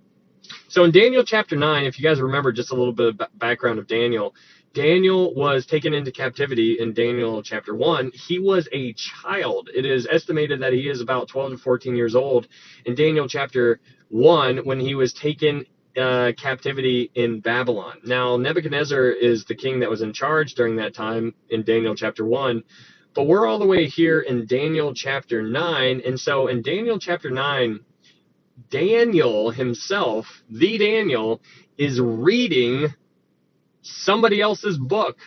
So let's read. In Daniel chapter 9, verse 1. Daniel chapter 9, verse 1, it says, "In the first year of Darius, the son of Ahasuerus, of the lineage of the Medes, who was made king over the realm of the Chaldeans, in the first year of his reign, I, Daniel, understood by the books the number of the years specified by the word of the Lord through Jeremiah the prophet, that he would accomplish 70 years in the desolations of Jerusalem." Okay, so you have these 70 years that Daniel is reading about that was spoken of by Jeremiah. Okay, so now let's go to Jeremiah 25. Go to Jeremiah chapter 25. The thing that I think is so interesting about what Daniel was doing is that he acknowledged and recognized Jeremiah. He's like, Jeremiah's the real deal. And so I understand him to be the real deal. And so I'm going to read his stuff. And like, he was reading Jeremiah to figure it out. And so that's kind of cool to see these people like reading each other's work. Like, it's just like, I can't even imagine, like, the same concept in the New Testament, like how Paul, every time Paul sent out a letter, it was to be taken as scripture. That is remarkable. But Daniel was doing that with Jeremiah. So in Jeremiah chapter 25, in Jeremiah chapter 25, verse 11, Jeremiah 25:11, it says this, "And this whole land shall be a desolation and an astonishment, and these nations shall serve the king of Babylon 70 years. Then it will come to pass, when 70 years are completed, then I will punish the king of Babylon and that nation, that the land of the Chaldeans, for their iniquity, says the Lord, and I will make it a perpetual desolation." Hey, thanks, Smog. Appreciate that. So you have this whole remnant being preserved, and that is like Isaiah, his name. It's just crazy. Can you imagine seeing Isaiah walk up to you? And I tried to get this idea across to you guys last time we went live. But imagine Isaiah walking up to you. He's got his son on his left side. He's got his son on his right side. And you're King Ahaz. And King Ahaz knows your name. He knows your son's name. And he knows your other son's name. And he knows what each one of those names mean. Just their presence being there is a testimony from God. It's just like, I acknowledge what you're saying here. God is salvation. Swift is booty. Speedy as prey, crazy name, I know. And then a remnant shall remain. Like, that's crazy. Like, this is all prophesying. Their whole names are prophesying. They are signs and wonders. And that's essentially what was going on there in verse 18. So that's what's up in Isaiah chapter 8, verse 18. In Isaiah chapter 8, verse 18, verse 19, moving on, Isaiah chapter 8, verse 19, Isaiah chapter 8, verse 19, it says, "And when they say to you, seek those who are mediums and wizards, who whisper and mutter, should not a people seek their God? Should they seek the dead on behalf of the living?" Now, here you have what we talked about before about the occult. Like, so should you ever be dabbling in this kind of spiritualism? Well, let's look up some verses here. Let's go to 2 Kings chapter 21. Let's go to 2 Kings chapter 21. In 2 Kings chapter 21, verse 6, in 2 Kings chapter 21, verse 6, this is Manasseh. This guy was terrible. But in 2 Kings chapter 21, verse 6, it says this, "And also he made his son pass through fire, practiced soothsaying, used witchcraft, and consulted spiritists and mediums. He did much evil in the sight of the Lord to provoke him to anger." I think that's really fascinating to think that this was like provoking him to anger. I think it's remarkable thinking about that, because like it's almost like you would think like if you're a father, if you're a mother, and your son comes up to you and just starts like poking you, like how long is he going to be able to poke you until you finally had enough? And so that's kind of the idea here. But the point here is that this king Manasseh was messing with soothsaying, witchcraft, consulted spiritists, and mediums, right? So that's all bad. So while you're in 2 Kings, let's go to 2 Kings chapter 17, verse 17. 2 Kings chapter 17, 2 Kings chapter 17, verse 17. In 2 Kings chapter 17, verse 17, it says, "And they caused their sons and daughters to pass through fire." Like, that's terrible, if you know what that's referring to. "Practice witchcraft and soothsaying, sold themselves to do evil in the sight of the Lord, to provoke him to anger." That is all bad. Now, let's go to Leviticus chapter 19. Leviticus chapter 19.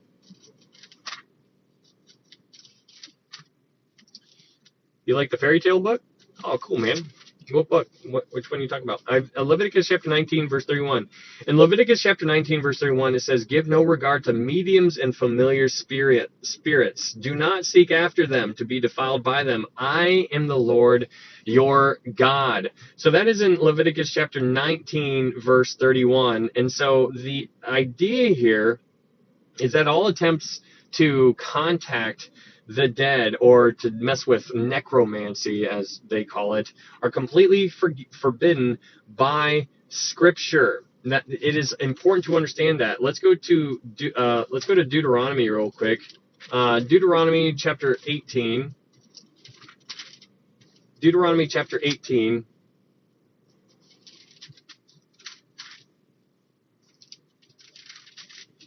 And in Deuteronomy chapter 18, verse 9, Deuteronomy chapter 18, verse 9.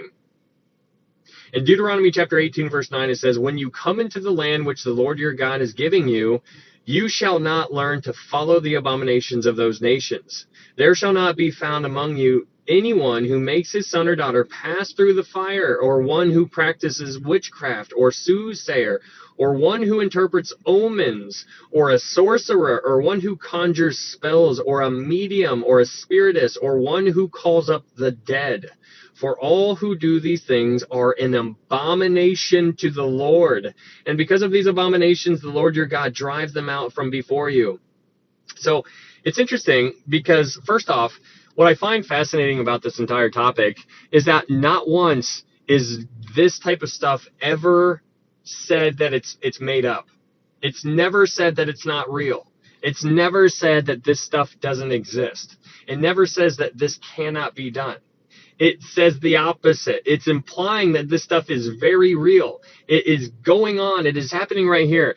And so I as I scroll on TikTok, and I'm sure you guys do, you guys probably stumble upon these lives where you'll meet a good witch, or a person who is reading tarot cards, or a person with a crystal ball, or a person who's like tries to hypnotize you or something like that. And so that is so incorrect. It is so wrong. And so when you read Deuteronomy 18, verse 9 through 12, you get to see how God views that type of stuff. Now, we know that we shouldn't do it, but there are Christians who don't know how to think yet because they're spiritually babies. They don't know what they don't know. And so that's what is important for them to be taught. There's this one woman I think I told you guys about before who referred to herself as a Christian, and she told me, she's like, yeah, I was a good witch. She's like, I was a Christian. I was a good witch.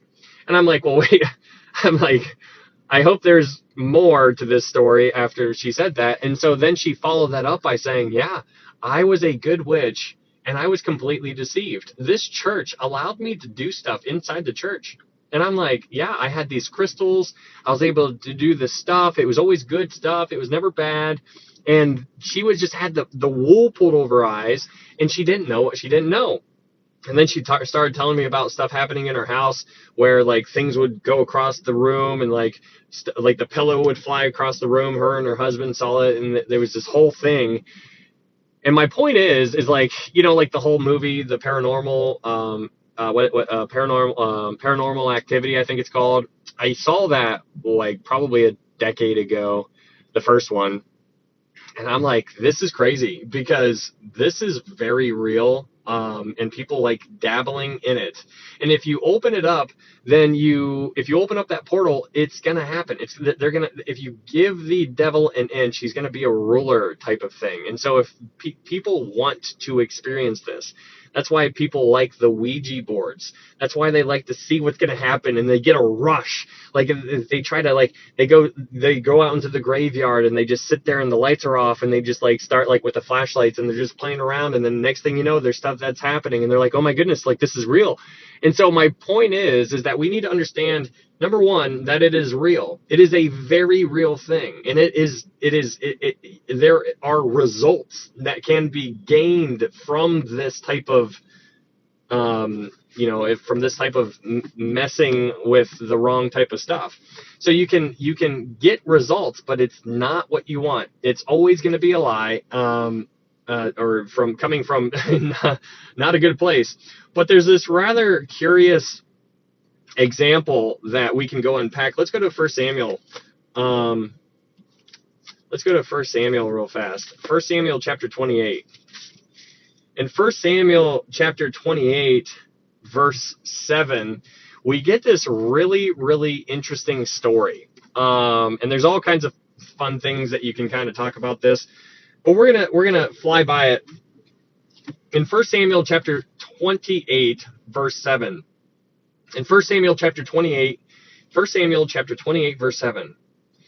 In 1 Samuel chapter 28, verse 7, it says, Then Saul said to his servants, Find me a woman who is a medium, that I may go to her and inquire of her. And his servants said to him, In fact, there is a woman who is a medium at Endor. So Saul disguised himself and put on other clothes, and he went, and 2 men with him.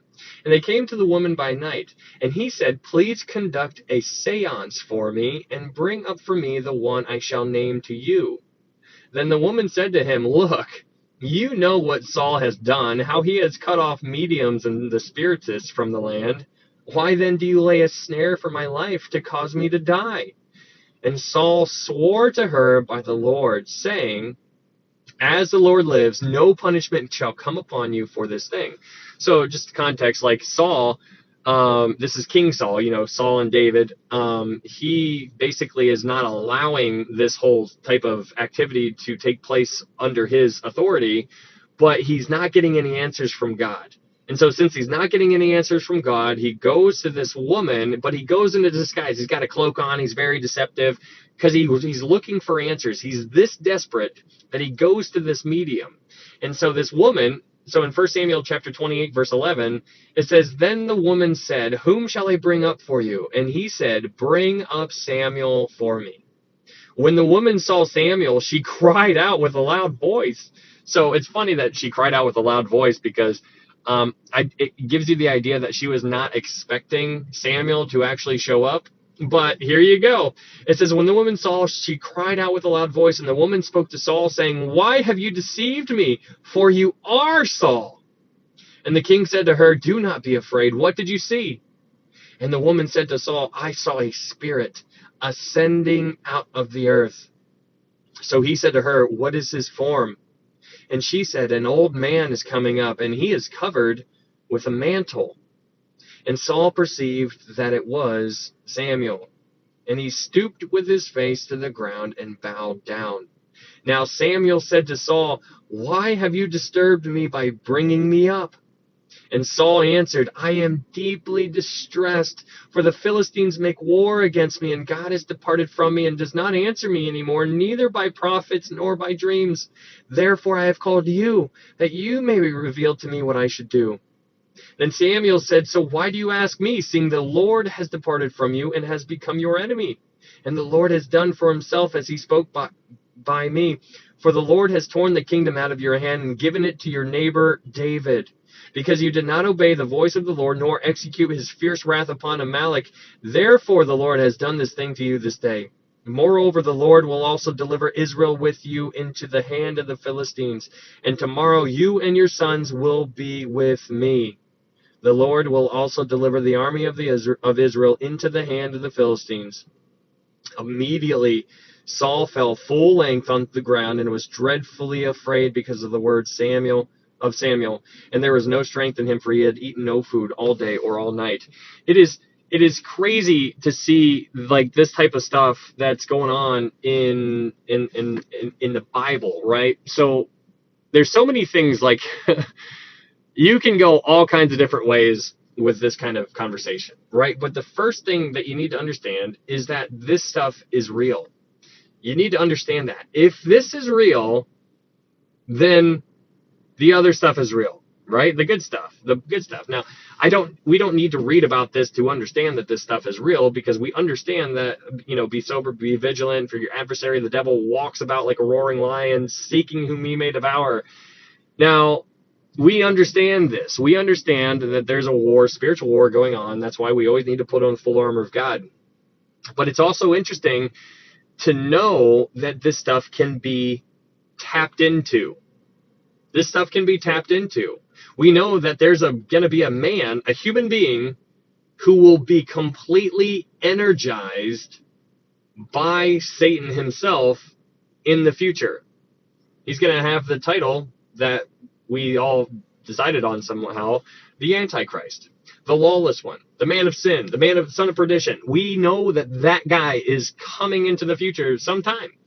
And he is going to be completely energized by Satan, giving him his authority. We understand that that's going to happen. But we also need to understand that these types of things that we just read about here with Saul, it's very thought-provoking because, number one, this it's not on accident that we were given the details that the medium cried out with a loud voice. Did she cry out with a loud voice because she was surprised that Samuel actually came up? Is that why? She was actually surprised. She's like, this has never worked before. And she was like, oh my goodness. And so, you can go on and think about this kind of stuff. And I'm not like telling you to do that because I how is that going to edify us?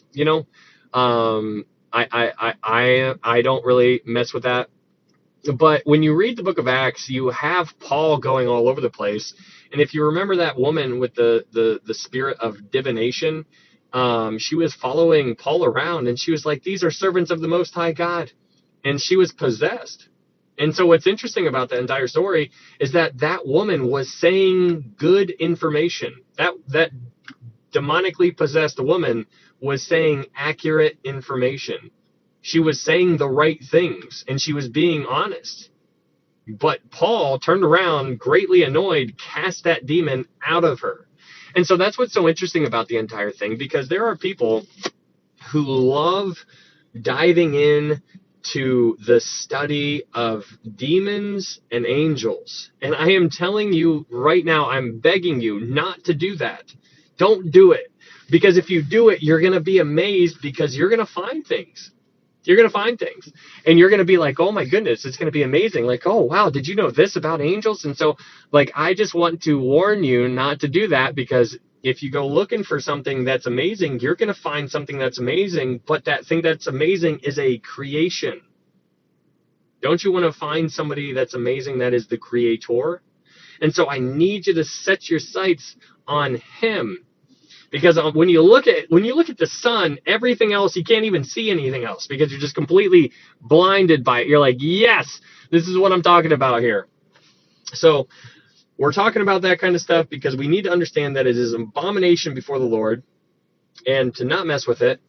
So if you subscribe to anybody with tarot cards or crystals or anything like that, now you know how God feels about it. It is completely, completely wrong, and you need to get it out of your life if it is there. So I don't know if there's anybody in here like that, but just so you know. All right, so let's go back to Isaiah chapter 8. In Isaiah chapter 8, verse 20, Isaiah chapter 8, verse 20, let's read verse 19 again, because we'll get the whole flow of it. In Isaiah chapter 8, verse 19, it says, and when they say to you, seek those who are mediums and wizards who whisper and mutter, should not a people seek their God? Should they seek the dead on behalf of the living? To the law and to the testimony. If they do not speak according to this word, it is because there is no light in them. They will pass through it hard-pressed and hungry, and it shall happen when they are hungry that they will be enraged and curse their king and their God and look upward. Then they will look to the earth and see trouble and darkness, gloom and anguish, and they will be driven into darkness. So first off, I think it's funny in verse 21, it says when they are hungry. These people, when they get hungry, they're going to just absolutely get enraged and just go off, right? And so that's what's so interesting about this entire thing. So it's talking about Damascus and Samaria, or it's talking about whatever you want to call it, the northern kingdom and Syria.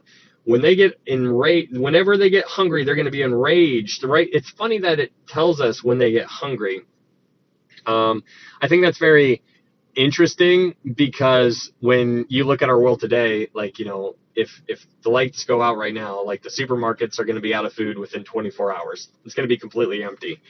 And so it's interesting to see how people will start acting when they start getting hungry. And it's just funny how it tells us very specifically in verse 21, it says, they will pass through it hard-pressed and hungry, and it shall happen when they are hungry that they will be enraged and curse their king and their God and look upward.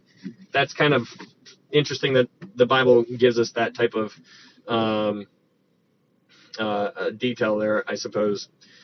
But let's look at verse 22. In verse 22, it says, then they will look to the earth and see trouble and darkness, gloom and anguish, and they will be driven into darkness. Now, just pay attention to the word darkness there, because that's going to come up again here in the next couple of verses, and we'll talk about it. Sheesh! What's up, Joy? Good to see you. Okay, so before we keep on going, we're going to dive into chapter 9 tonight. We'll do Isaiah chapter 9.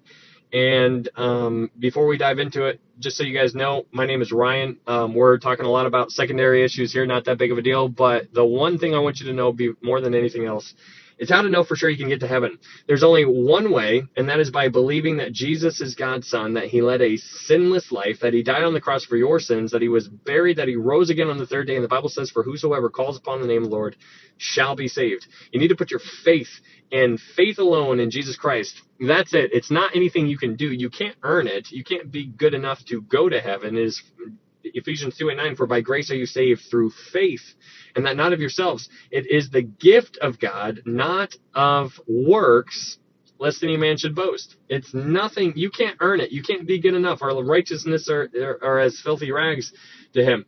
So it is what his son did on the cross, and it's your faith in what he did. So that is the one thing I need you to know more than anything else. It's not Jesus plus, it is Christ and Christ alone. That's it. First base is Christ and Christ alone. It's not Christ and this. It is Christ and Christ alone. That's when you get saved. Then after you get saved, then everything else comes after that. But in order to obtain salvation, you need to understand it as through Christ and Christ alone. So hopefully you understand that. And if you guys there's a YouTube link up in my TikTok profile. If you guys wanted to go subscribe over there, I upload all these on YouTube, so you can go check that out. And all those other studies that we've done are up there too. Revelation, Daniel, Ruth, John, Hebrews, James, Acts, Romans, 1st and 2nd Corinthians, and all the other Pauline epistles. So those are some good studies.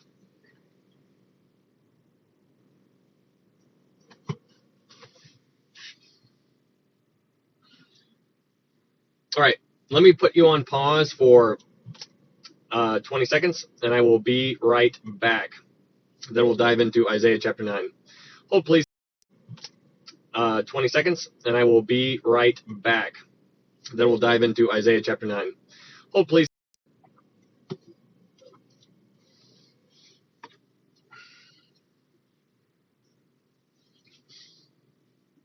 Okay. All right, you guys ready to get on into... All right, let's go ahead. Can you guys hear me? Awesome. Hello, Jules. Good to see you guys. DJ Nick, yes, I can. Thanks for asking. Yes, Sandy, what's up? Lisa, hello. Bridget, hello. All right, yep, Laura. Okay, listening. What's up, Lori? Yes, sir. Closet. What's up, man? All right, thanks for being here, guys. I appreciate it. Let's go ahead and dive on into Isaiah chapter 9. Isaiah chapter 9. So in Isaiah chapter 9, verse 1 through 7, we are going to be given the most comprehensive prophecy of the Messiah in the Old Testament. It's absolutely crazy what we're going to be diving into right here. It is so stinking neat, and that's just, a personal opinion. But we are going to be given such an amazing insight into Jesus. We're going to get up close and personal, and I need you to keep this in perspective, and you need to remember that this is a guy named Isaiah who is writing this centuries before, has no idea. He doesn't have the perspective we have. He has this much light. He has this much light. You and I have this much light. He had this much. And so we are so much more... it's crazy. It is crazy. Since we have this perspective, we have the ability to look back into time and to see what Isaiah saw, and to see what Daniel saw, and to see what happened with Abraham, Isaac, and Jacob, and Joseph, and you have David, and you have all of these things that are happening, and we can look back and just kind of flip through all these pages and just be like, oh, that's why they did that. That's why they did that. They had no idea what a church was. They didn't know that. And so here we are. Here we are. We're the church.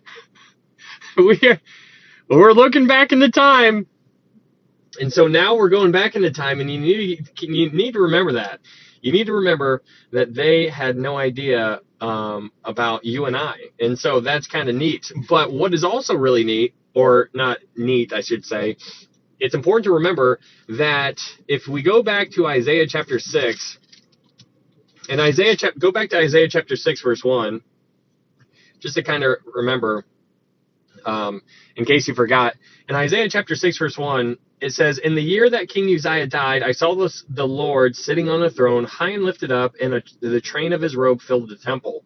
Now you have this, you have the description here that King Uzziah died. Now you need to remember that King Uzziah was the person who was holding everything together. This was the guy that everybody was like, yeah, we got a good ruler. Woo! King Uzziah, yay! If only we had Uzziah back, everything would be fine. Or we need another King Uzziah. Who's it gonna be? Like, so it was a dark period for them. It was a very, very dark period. And so they just lost Uzziah, and now there's a lot of confusion. Now there's a lot of, what are we going to do? How is this going to happen? What's going to take place next? Who are we going to look to? And so then it tells you in Isaiah chapter 6, verse 1, that after Uzziah died, that throne was empty. But then Isaiah saw God on the throne. And he's like, okay, well, that's the throne that actually matters. And so that's what we need to remember. Even though what's going on down here on earth, we might look all kinds of like a hot mess down here, which we are. But we need to remember up here, God is still on the throne. So when we go into Isaiah chapter 9, we need to remember that it was a dark time for them. It was a dark time for their nation. And what we're diving into is a huge beacon of light. It is a huge beacon of light. Because if you think about what happened in Isaiah chapter 6, it was a dark time. But then Isaiah got perspective. He went before the throne. And I was like, what else could you get so pumped up about actually being right there? That's crazy. But now we're going to be given more light in Isaiah chapter 9. So in Isaiah chapter 9, verse 1, it says, "Nevertheless, the gloom will not be upon her who is distressed, as when at first he lightly esteemed the land of Zebulun and the land of Naphtali, and afterward more heavily oppressed her by the way of the sea beyond the Jordan in Galilee of the Gentiles." So the thing that I think is hilarious here in verse 1 is my Bible says, it says, "Nevertheless, the gloom will not be upon her who is distressed, as when at first he lightly esteemed the land of Zebulun and the land of Naphtali." So I think that's hilarious because okay, if you have a New King James Bible, your Bible says lightly esteemed. Now, what that's referring to is it actually means lightly afflicted. Lightly afflicted. So he's lightly wrecking them in a roundabout way. Lightly esteemed, lightly spank. It's very interesting. But nevertheless, the gloom will not be upon her who is distressed, as when at first he lightly esteemed the land of Zebulun and the land of Naphtali, and afterward more heavily oppressed her by the way of the sea beyond the Jordan in Galilee of the Gentiles. Now, here in verse 1, the Assyrian invasion began in the northern kingdom, where the tribes of Zebulun and the tribe of Naphtali are. So when you see Zebulun and Naphtali, that is pointing you towards the tribes. There were 12 tribes. Zebulun was one of the tribes. Naphtali was one of the other tribes, and these tribes were in the northern parts. Okay, so that's what it's referring to. When you see the land of Zebulun and the land of Naphtali, that was the tribes there. So that's it's important to understand that it's referring to the northern kingdom, because what's going on up in the northern kingdom, the tribes of Zebulun and Naphtali is in the upper regions of Galilee. And so the northern kingdom is about to get hit, and that is what this is kind of talking about. So the area that was the darkest during this time was in the northern kingdom. The area that was the darkest was in the northern kingdom. And so the same place that is the darkest area ever, the northern kingdom or the upper regions of Galilee, is also the same place. And get this, the darkest area is also going to be the same place where the light is actually going to be showing up. That's where Jesus is going to show up. Now, I want you to be sensitive to the fact here. Again, don't sleep on this, because here in Isaiah, not only, like, it is so crazy to think about this. Like Isaiah, he's out in the middle of the world. He's just writing stuff down, writing words down. And what are the odds that he would pinpoint exactly where the Messiah would start his ministry? What are the odds? What are the odds? Well, here in verse 1, it says, and as when at first he lightly esteemed the land of Zebulun and the land of Naphtali, and afterward more heavily oppressed her by the way of the sea beyond the Jordan in Galilee of the Gentiles. In Galilee. In Galilee. Now, this is centuries before the Gospels. This is hundreds of years before the Gospels. Like, we know that this actually happened because we have Matthew, we have Mark, we have Luke, we have John. But this is hundreds and hundreds and hundreds of years before this actually happened. That is absolutely crazy. So here in Isaiah chapter 9, verse 1, you see the land that is being described to you, land of Zebulun and the land of Naphtali. This is where the darkest parts are, because the Assyrian Empire is going to hit there first, right? And so that's where it's all going to be bad. And just to kind of give you a little bit of an idea of like the Assyrians were monsters. They were completely terrifying kinds of people. They would set up heads on, they would build a corridor of heads. So if you were going to walk into their area, you would have a whole bunch of heads that you would have to walk on, or walk through, and you would see them there on each side. And if you paid attention to what they wrote on their walls and whatnot, it was absolutely terrifying. It was designed so that you would be terrified if you were approaching a certain area. You would be scared. And so that was their intent. Their intent was that you would be terrified. And like this empire was massive. It was massive. It went all the way from Iran all the way to Egypt. And so you had this whole kind of kind of bow of sorts. And right in the middle of this empire was Israel. And so that's where they're about to get hit. But it was very, very dark, but there was some light that was about to shine. So that's really cool. Let's go to Matthew chapter 4. Let's go to Matthew chapter 4. Matthew chapter 4. In Matthew chapter 4, verse 12. In Matthew chapter 4, verse 12. In Matthew chapter 4, verse 12, it says, "Now when Jesus heard that John had been put in prison, he departed to Galilee.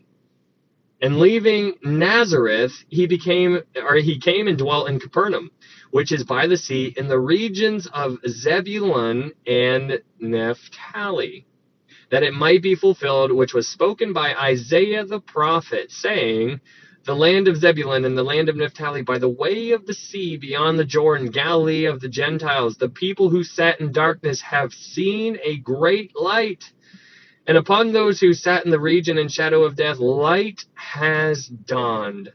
From that time, Jesus began to preach and to say, "Repent, for the kingdom of heaven is at hand." So it's fascinating. So here in Matthew chapter 4, verse 13, Matthew chapter 4, verse 13, it says, "And leaving Nazareth, he came and dwelt in Capernaum, which is by the sea, in the regions of Zebulun and Naphtali." Now, Nazareth is in Zebulun. Now, that's what's interesting about it. But we need to understand in verse 15, where it says, "The land of Zebulun and the land of Naphtali, by the way of the sea beyond the Jordan, Galilee of the Gentiles," that this is a prediction of the Galilean ministry.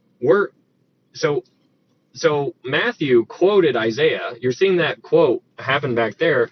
But what you're also seeing is a prophecy of a specific Galilean ministry. A specific Galilean ministry. Now, I mean, how many other places are there in the world? And what are the odds that he narrowed it down to what kind of ministry this guy would have? What are the odds? Do you think, I mean, do you think he just kind of just randomly like shook one of those 8 balls and like saw what would float to the surface? Be like, where's it going to be? No, this is a prediction. This was a prophecy of the Galilean ministry. It is absolutely bananas. So let's get back to Isaiah chapter 9. In Isaiah chapter 9, verse 1, it says, "Nevertheless, the gloom will not be upon her who is distressed, as when at first he lightly esteemed the land of Zebulun and the land of Naphtali, and afterward more heavily oppressed her by the way of the sea beyond the Jordan, in Galilee of the Gentiles." Verse 2, "The people who walked in darkness have seen a great light. Those who dwelt in the land of the shadow of death, upon them a light has shined." So here in verse 2, it talks about this darkness. It says, the people who walked in darkness. Now, I told you, let's go back to Isaiah 8.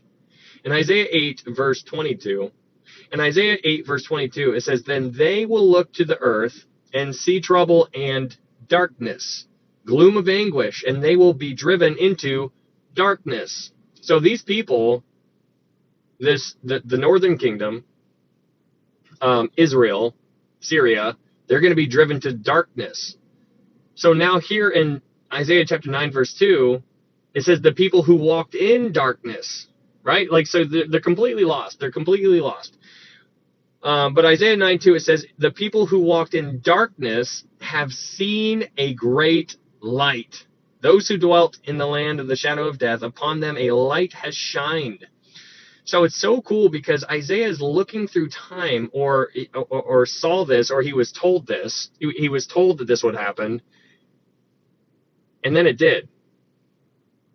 And that is so neat because Jesus showed up. And these people, like, remember how he was going to be a stone of stumbling and a rock of offense? Like, so he showed up. He was a light in the middle of that darkness, and he was a stumbling block. He was a rock of offense.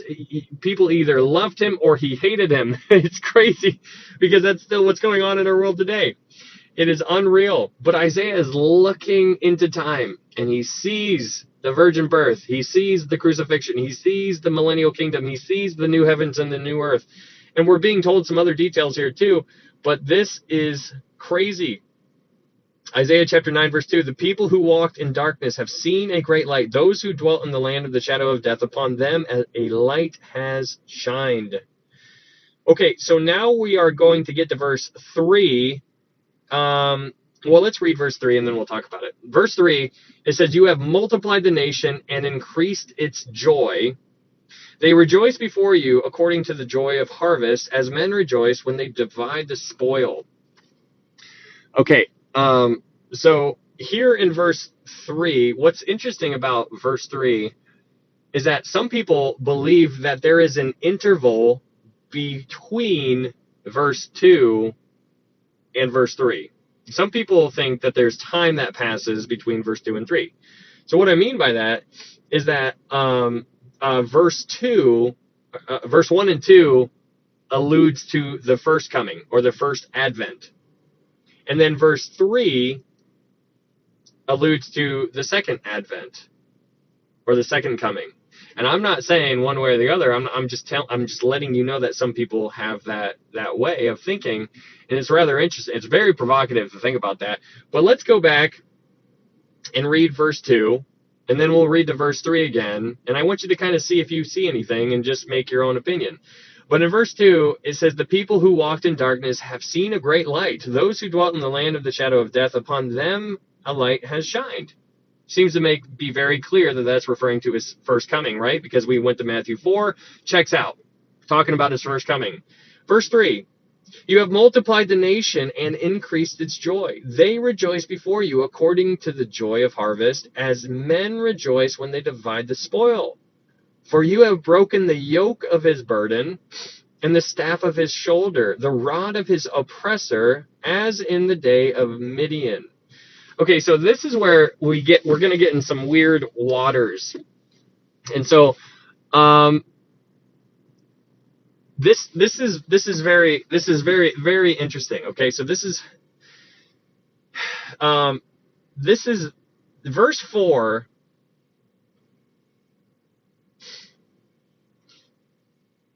Okay, so so with the idea that this verse 3 and 4 is referring to the second coming, with that in mind, think just okay. Trying to see how we can talk about this. Okay, so keep in mind that verse 3 and 4 could possibly be alluding to the second coming. Okay, so just keep that in mind. And now we're going to tackle verse 4. And maybe at the end of this, maybe you'll see it. But in verse 4, it says, "For you have broken the yoke of his burden, the staff of his shoulder, the rod of his oppressor, as in the day of Midian." So there are three things here that are brought up in verse 4. You have a yoke, you have a staff, and a rod. Now here's the question. Is it possible that this alludes to the satanic trinity that is going on in the future? So let's go to Revelation chapter 16. We'll try to get a little bit of an aerial view, but let's go to Revelation chapter 16. In Revelation chapter 16, verse 13, Revelation chapter 16, verse 13, this is during the Great Tribulation. But in Revelation chapter 16, verse 13, it says this, "And I saw three unclean spirits like frogs coming out of the mouth of the dragon, out of the mouth of the beast, and out of the mouth of the false prophet." So you have this unholy trinity that people refer to this as. You have you have the dragon, you have the beast, and you have the false prophet. And so he mirrors God the Father, God the Son, God the Holy Spirit by being a counterfeit. And so that's exactly what he's doing there. But here, with that in mind, let's go back to Isaiah chapter 9:4. In Isaiah chapter 9, verse 4, it says, "For you," referring to Jesus, "for you have broken the yoke of his burden and the staff of his shoulder, the rod of his oppressor." Now, it's interesting because we're talking about the oppressor here. Now stay with me here. Go to Exodus chapter 5. Let's talk about this oppressor, the title of oppressor. Go to Exodus chapter 5. Exodus chapter 5, verse 6. In Exodus chapter 5, verse 6, it says this. Exodus chapter 5, verse 6, it says, "So the same day Pharaoh commanded the taskmasters of the people and their officers, saying," okay, so here in Exodus chapter 5, verse 6, you have Pharaoh. Now, Pharaoh was the bad guy, right? And now he's commanding the taskmasters of the people and their offices. So you have the oppressor or the taskmaster there, and that is alluding to, it's another name that is alluded to in Isaiah. Let's go to Isaiah chapter 52, verse 6. Isaiah chapter 52, verse 6, because the oppressor is, who's the oppressor? Who is the ultimate oppressor? Who is the ultimate Pharaoh? Who is the ultimate, that guy? Who, you guys know who I'm talking about. It's referring to Satan. But let's go to Isaiah chapter 52, verse 6. Is it 52:6? No, that's not right. Oh, man. Is it? Hold on. Man.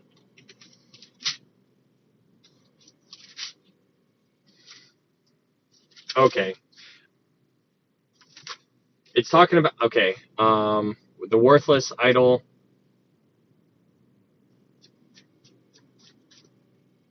I wrote down the wrong passage because I thought I knew it, but it's not that.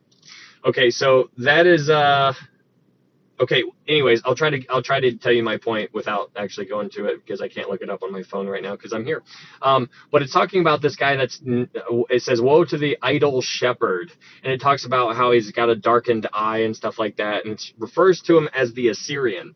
Now, this guy is the Assyrian, and it's interesting because the Assyrian is a title that many believe is alluding to the Antichrist. So we have here, going back to Isaiah chapter 9, in Isaiah chapter 9, verse 4, is this alluding to something that's going to happen in the future where God is going to break the yoke of his burden, the staff of his shoulder, and the rod of his oppressor? You see what I'm saying? I don't know if it's a long shot, but is there something there? Maybe you guys can make your own decision. But it's really provocative, to say the least, because of all the things that this kind of seems to allude to. So if there is a gap in between Isaiah chapter 9, verse 2 and 9, verse 3, 9, verse 2 alluding to his first coming, 9, verse 3 alluding to his second coming, then you can see how that kind of makes sense. And so with the whole idea of where some people believe that there's a parentheses in between verse 2 and verse 3, it kind of makes sense. Because if you go to if you go to Daniel chapter 9, verse 25 and 26, there is a period, there's a gap in between verse 25 and 26. Verse 26 and 27. There's a period that happens, there's a parentheses that happens between 26 and 27. And so it's really interesting to think that just because the verses go 1, 2, 3, 4, 5, just because that happens, then it doesn't mean that it happens concurrently. It doesn't mean that it happens 1 second, then the next second, then the next second. Zechariah 11:17. Isn't Zechariah? I was way off.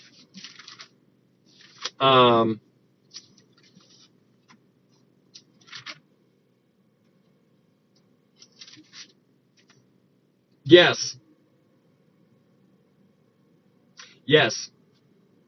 That's in Zechariah chapter 11, verse 17. Thanks, Leah. In Zechariah chapter 11, verse 17, it says, "Woe to the worthless shepherd who leaves the flock. A sword shall be against his arm and against his right eye. His arm shall completely wither, and his right eye shall be totally blinded." So this seems to be a physical description of the Antichrist. But it's interesting. So you have what is alluded to as the oppressor. He's the oppressor. He's going to have his yoke broken, the staff of his shoulder broken, the rod of his oppressor broken. All of this is going to be broken. And so it's really, really interesting. This is a really interesting verse. That's all I'm getting to you. I don't know exactly, but it's really interesting. So let's read verse 4 again. "For you have broken the yoke of his burden, the staff of his shoulder, the rod of his oppressor, as in the day of Midian." Okay, so now we have "as in the day of Midian." And so now what is that talking about? Let's go to Judges. Hey, thanks, Nihomai. I still don't know if I'm saying your name right. Let's go to Judges chapter 7. In Judges chapter 7, verse 6. Judges chapter 6.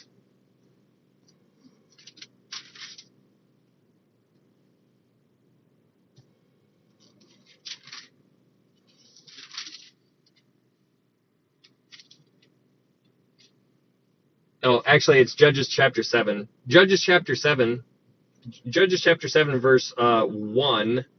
Judges chapter 7, verse 1. In Judges 7, verse 1, it says, "Then Jerubbaal, that is Gideon, and all the people who were with him rose early and encamped beside the well of Harod, so that the camp of the Midianites was on the north side of them by the hill of Morah in the valley. And the Lord said to Gideon, the people who are with you are too many for me to give the Midianites into their hands, lest Israel claim glory for itself against me, saying, my own hand has saved me. Now, therefore, proclaim in the hearing of the people, saying, whoever is fearful and afraid, let him turn and depart at once from Mount Gilead. And 22,000 of the people returned, and 10,000 remained. But the Lord said to Gideon, the people are still too many. Bring them down to the water, and I will test them for you there. Then it will be that of whom I say to you, this one shall go with you, the same shall go with you, and of whomever I say to you, this one shall not go with you, the same shall not go. So he brought the people down to the water, and the Lord said to Gideon, everyone who laps from the water with his tongue, as a dog laps, you shall set apart by himself. Likewise, everyone who gets down on his knees to drink. And the number of those who lapped, putting their hand to their mouth, was 300 men, but all the rest of the people got down on their knees to drink water. Then the Lord said to Gideon, by the 300 men who lapped, I will save you, and deliver the Midianites into your hand. Let all the other people, every man to his place. So the people took provisions and their trumpets in their hands, and he sent away all the rest of Israel, every man to his tent, and retained those 300 men. Now the camp of Midian was below him in the valley. It happened on the same night that the Lord said to him, arise, go down to the camp, for I have delivered into your hand. But if you are afraid to go down to the camp with Purah your servant. And it goes on, and we don't need to read the rest, but my point here is this is the whole point with Midian, Midian, on, and we don't need to read the rest, but my point here is this is the whole point with Midian, Midian.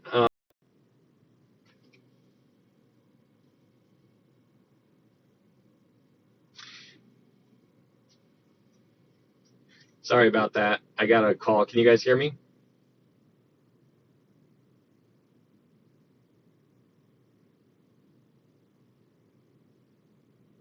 Yes? Okay, cool. Yes'm? Okay. Hello. Hello. Listen. Okay, cool. All right, so awesome. What's up, Candy Light? Hello, Sloop Rat. Hello. Okay, Nehemiah. So, anyways, the whole point in bringing you to Judges is to get you to know that at Midian, there was this defeat. So you had Israel defeating the Midianites there, and so that's just interesting. So you have this illusion with Gideon and the Midianites, and then that's what's alluded to here in Isaiah. So in Isaiah chapter 9, verse 4, it says, for you have broken the yoke of his burden and the staff of his shoulder, the rod of his oppressors, as in the day of Midian. Now, God did something amazing there with the 300. Gideon and the 300, they had the fire, and the sword of the Lord and Gideon. And so that seems to be what that's alluding to right there. But it's really remarkable. But let's read verse 3 and 4 and 5 now. Isaiah chapter 9, verse 3. It says, you have multiplied the nation and increased its joy. They rejoice before you according to the joy of harvest, as men rejoice when they divide the spoil.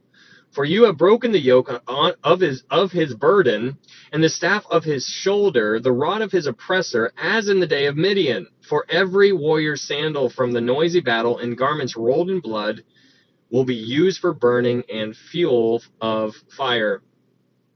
So it's really interesting verses right there. Really, really interesting. But in verse 4 and 5, the idea in verse 4 and 5 seems to be the destruction of the Assyrian army. But it's really interesting because this is all talking about Jesus. It's all about Jesus here. Because now we're getting into verse 6. And in verse 6 is going to be one of those passages that seems very familiar. We've been here before, but we're gonna touch on it again. In Isaiah chapter 9, verse 6, it says, for unto us a child is born, unto us a son is given, and the government will be upon his shoulder. And his name will be called Wonderful, Counselor, Mighty God, Everlasting Father, Prince of Peace. Okay, so, and this seems probably very familiar to you because this is probably what you get on all the Christmas cards that people send you because you're so popular. But it says, for unto us a child is born, unto us a son is given. Now, we've been here before, and I told you guys before that this is two different events. Unto us a child is born, that's one event. Unto us a son is given, that's the second event. The son was born in Bethlehem. The child was born in Bethlehem. The son was given at Golgotha when he died on the cross. Those are two different events here. So it says, for unto us a child is born. That is in Luke chapter 2, if you guys wanted to go look at it real fast. Let's go to Luke chapter 2. Luke chapter 2.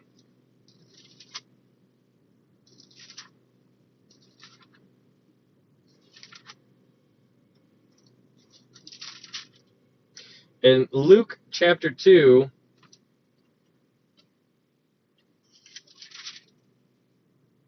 in Luke chapter 2, verse 15, we don't need to read the whole chapter, but in Luke chapter 2, verse 15, it says, so it was, when the angels had gone away from them into heaven, that the shepherds said to one another, let us now go to Bethlehem and see the thing that has come to pass, which the Lord has made known to us. And they came with haste and found Mary and Joseph and the babe lying in a manger. And when they had seen him, they made widely known the saying which was told them concerning this child.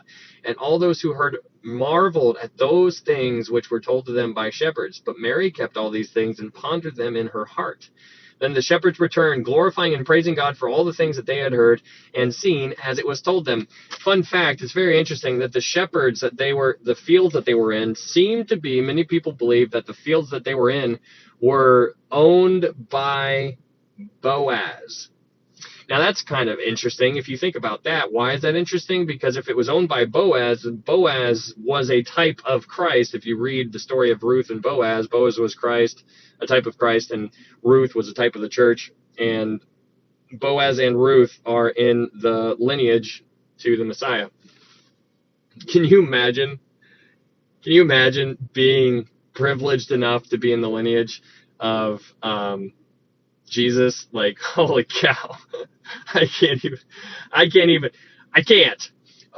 But going back to Isaiah chapter 9, verse 6, it says, for unto us a child is born. That's, obviously we know that. That's in Luke chapter 2. But it says next, it says, unto us a son is given. Let's go to John 19. John 19. In John 19, verse 17. In John 19, verse 17, John 19, verse 17, it says, and he, bearing his cross, went out to a place called the place of a skull, which is called in Hebrew Golgotha. Now, that's obviously where Jesus was crucified, but those are two very different events. Unto us a child is born, unto us a son is given. Not the same thing. These are not the same thing. These are two different events. But it goes on and it says, and the government will be upon his shoulder, and his name will be called Wonderful. Now that's interesting that his name will be called Wonderful. Let's go to Judges chapter 13. Let's go to Judges chapter 13.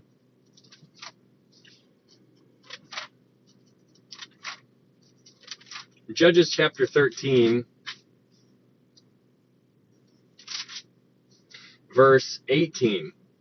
Judges chapter 13, verse 18.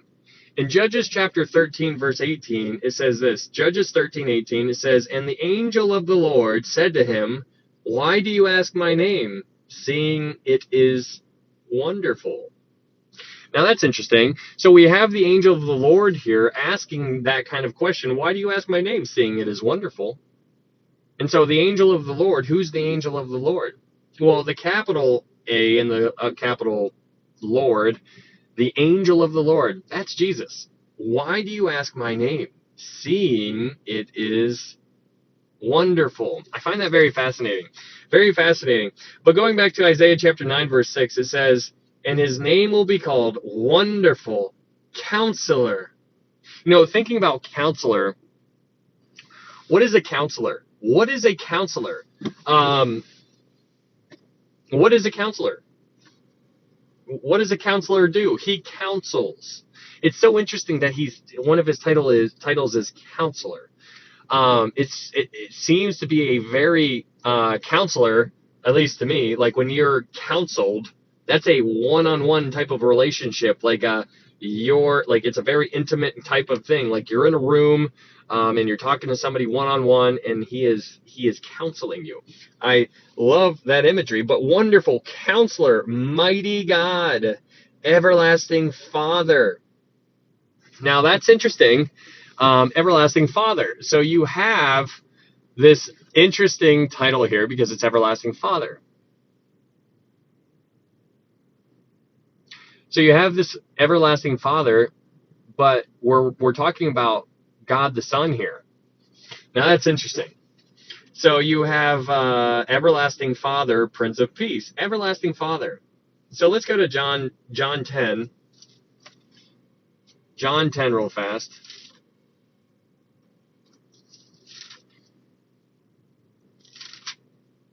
Let's go to John 10. In John 10, verse 30, well, let's read John 10, verse 28.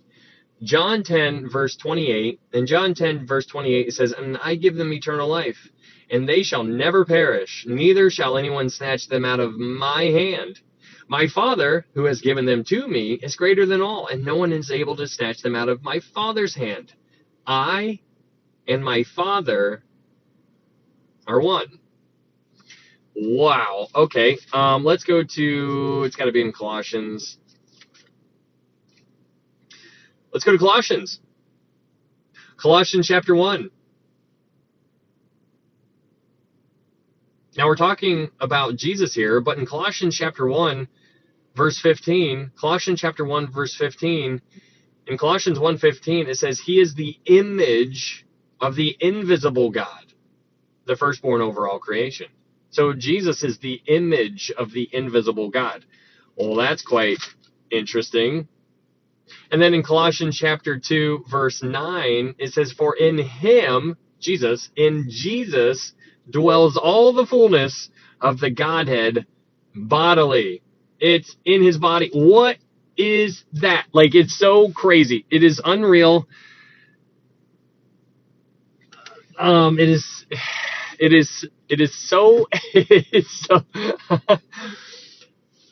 I mean, it is wild trying to wrap your mind around this type of stuff. Like, okay, like we understand that I believe in the Trinity, right? I believe in God the Father, God the Son, God the Holy Spirit. Absolutely.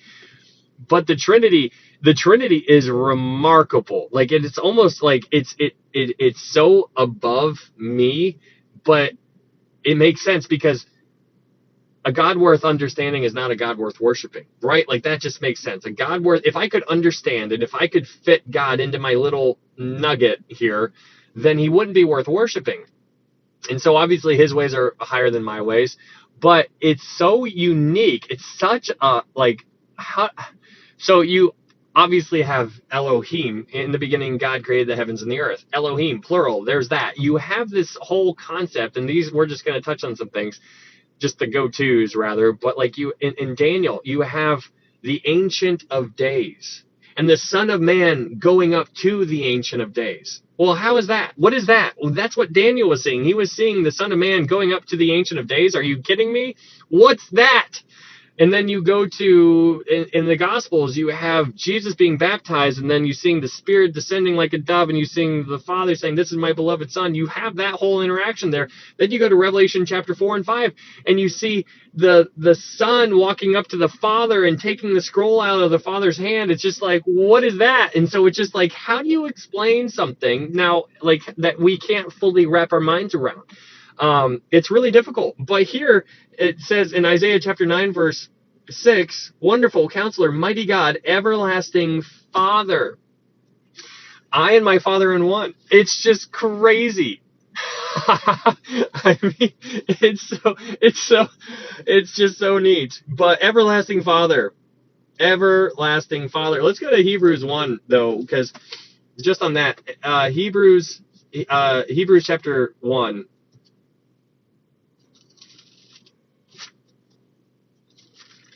Hebrews chapter 1.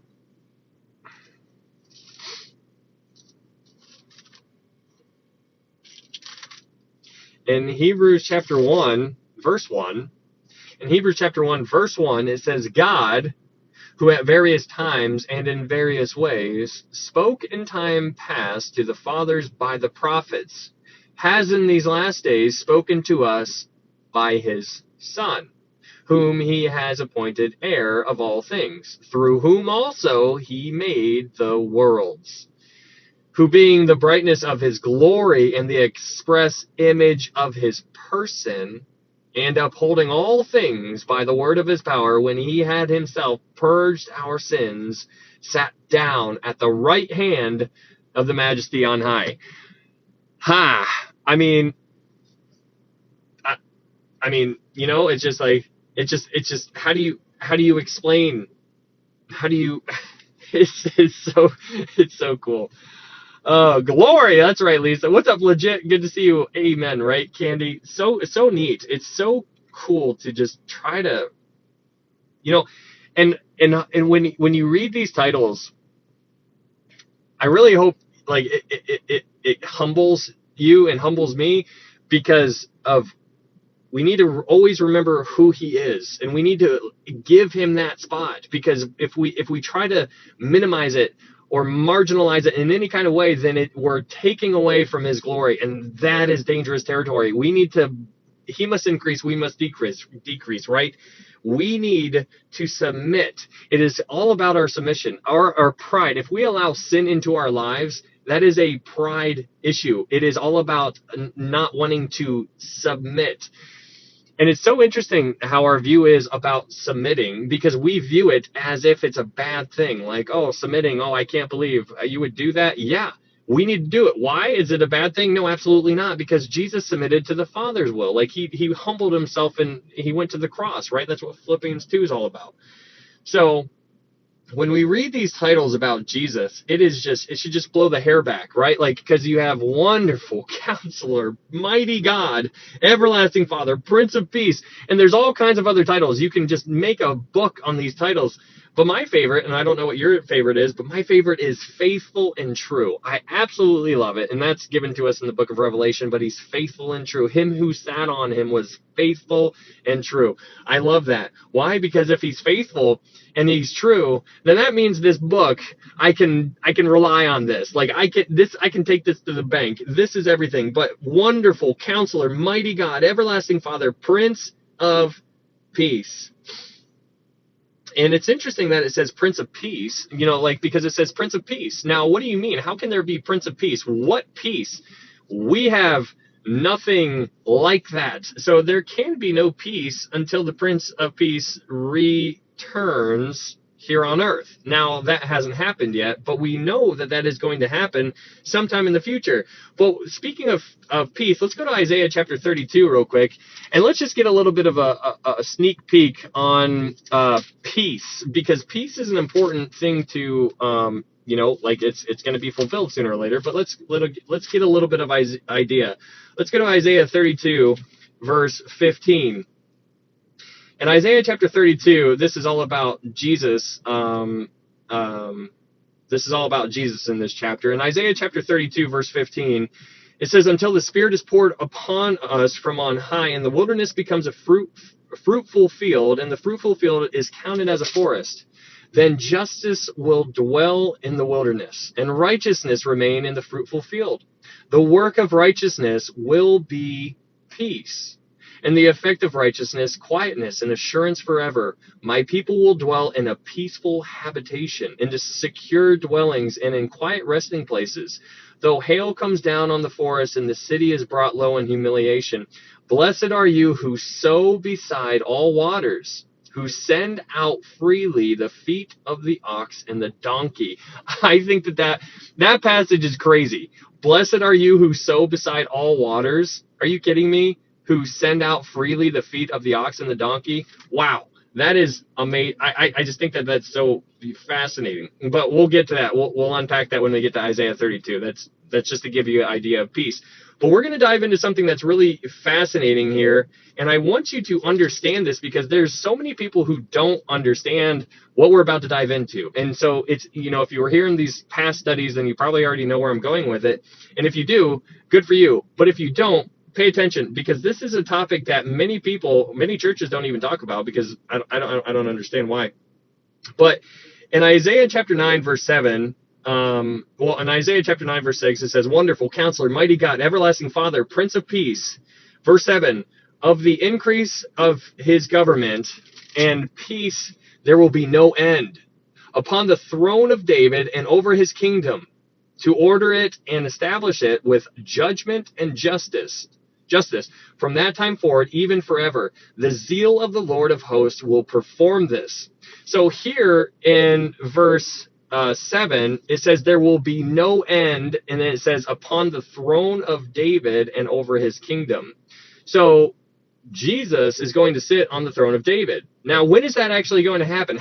Did Jesus ever sit on the throne of David? What is the throne of David? What's going on with that? Let's go to 2 Samuel. Let's go to 2 Samuel real quick, and we'll read a little bit about this covenant, because there is a covenant that was given. So there are four, if I'm not mistaken, there are four everlasting covenants. There are two in Genesis, there is one in 2 Samuel, and there is one in Jeremiah 31. And you can read all about these everlasting covenants. It's never going to end, right? Like the everlasting. So here in 2 Samuel, in 2 Samuel chapter 7, there is this Davidic covenant that we're about to dive into. So in 2 Samuel chapter 7, verse 10, in 2 Samuel chapter 7, verse 10, it says, "Moreover, I will appoint a place for my people Israel, and will plant them, that they may dwell in a place of their own, and move no more, nor shall the son of wickedness oppress them any more, as previously, since the time that I commanded judges to be over my people Israel, and have caused you to rest from all your enemies. Also, the Lord tells you that he will make you a house." So that he will make you a house. He is going to make you a house. He will make you a house. "When your days are fulfilled and you rest with your fathers, I will set up your seed after you, who will come from your body, and I will establish his kingdom. He shall build a house for my name, and I will establish the throne of his kingdom forever. I will be his father, and he shall be my son. If he commits iniquity, I will chasten him with the rod of men and with the blows of the sons of men. But my mercy shall not depart from him, as I took it from Saul, whom I removed from before you. And your house and your kingdom shall be established forever before you. Your throne shall be established forever." That is crazy. Okay, so that's the Davidic covenant, and that is what is so interesting. What's not like, so what I want you to understand is that this is the underlying theme. Like the Bible, it's all about Jesus. No matter how you look at it, it's Jesus. Jesus, Jesus, Jesus. If anybody starts getting off on like different routes and paths and tries to go other places, you gotta get out of there. The focus should always be on Jesus and his redemptive work on the cross. "For by grace are you saved through faith, and that not of yourselves, it is a gift of God, not of works, lest any man should boast." That is everything. It's all about salvation. But what I want you to understand is that after Jesus, what's the most important thing after that? The most sure thing, rather, I guess you can make a strong argument, is that it's the millennial kingdom. It's the kingdom. It's so interesting if you look at what in Matthew, Matthew 5 or 6, it talks about, the Lord's Prayer, "Our Father who art in heaven, hallowed be your name." It's interesting that we dubbed that the Lord's Prayer, because that shouldn't be called the Lord's Prayer, because that's what happens in John 17 when Jesus prays to the Father.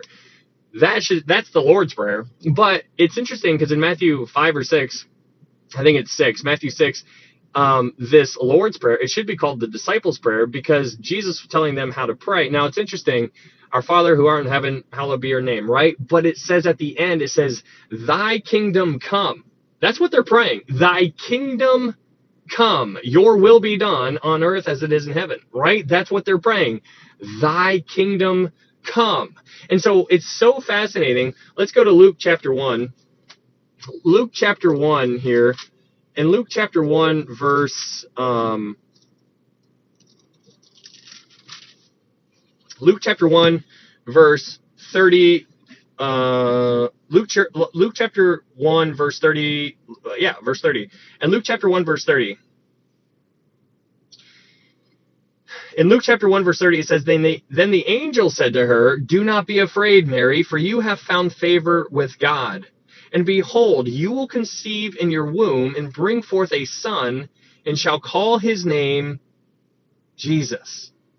He will be great and will be called the Son of the Highest. And the Lord will give him the throne of his father David, and he will reign over the house of Jacob forever, and of his kingdom there will be no end. Now that is really interesting because Jesus was here and he never sat on the throne of David. So does that mean that we messed up, that Gabriel was wrong and that kind of that what he told Mary? No, not at all. It just hasn't happened yet. That's what we're looking like, the millennial kingdom.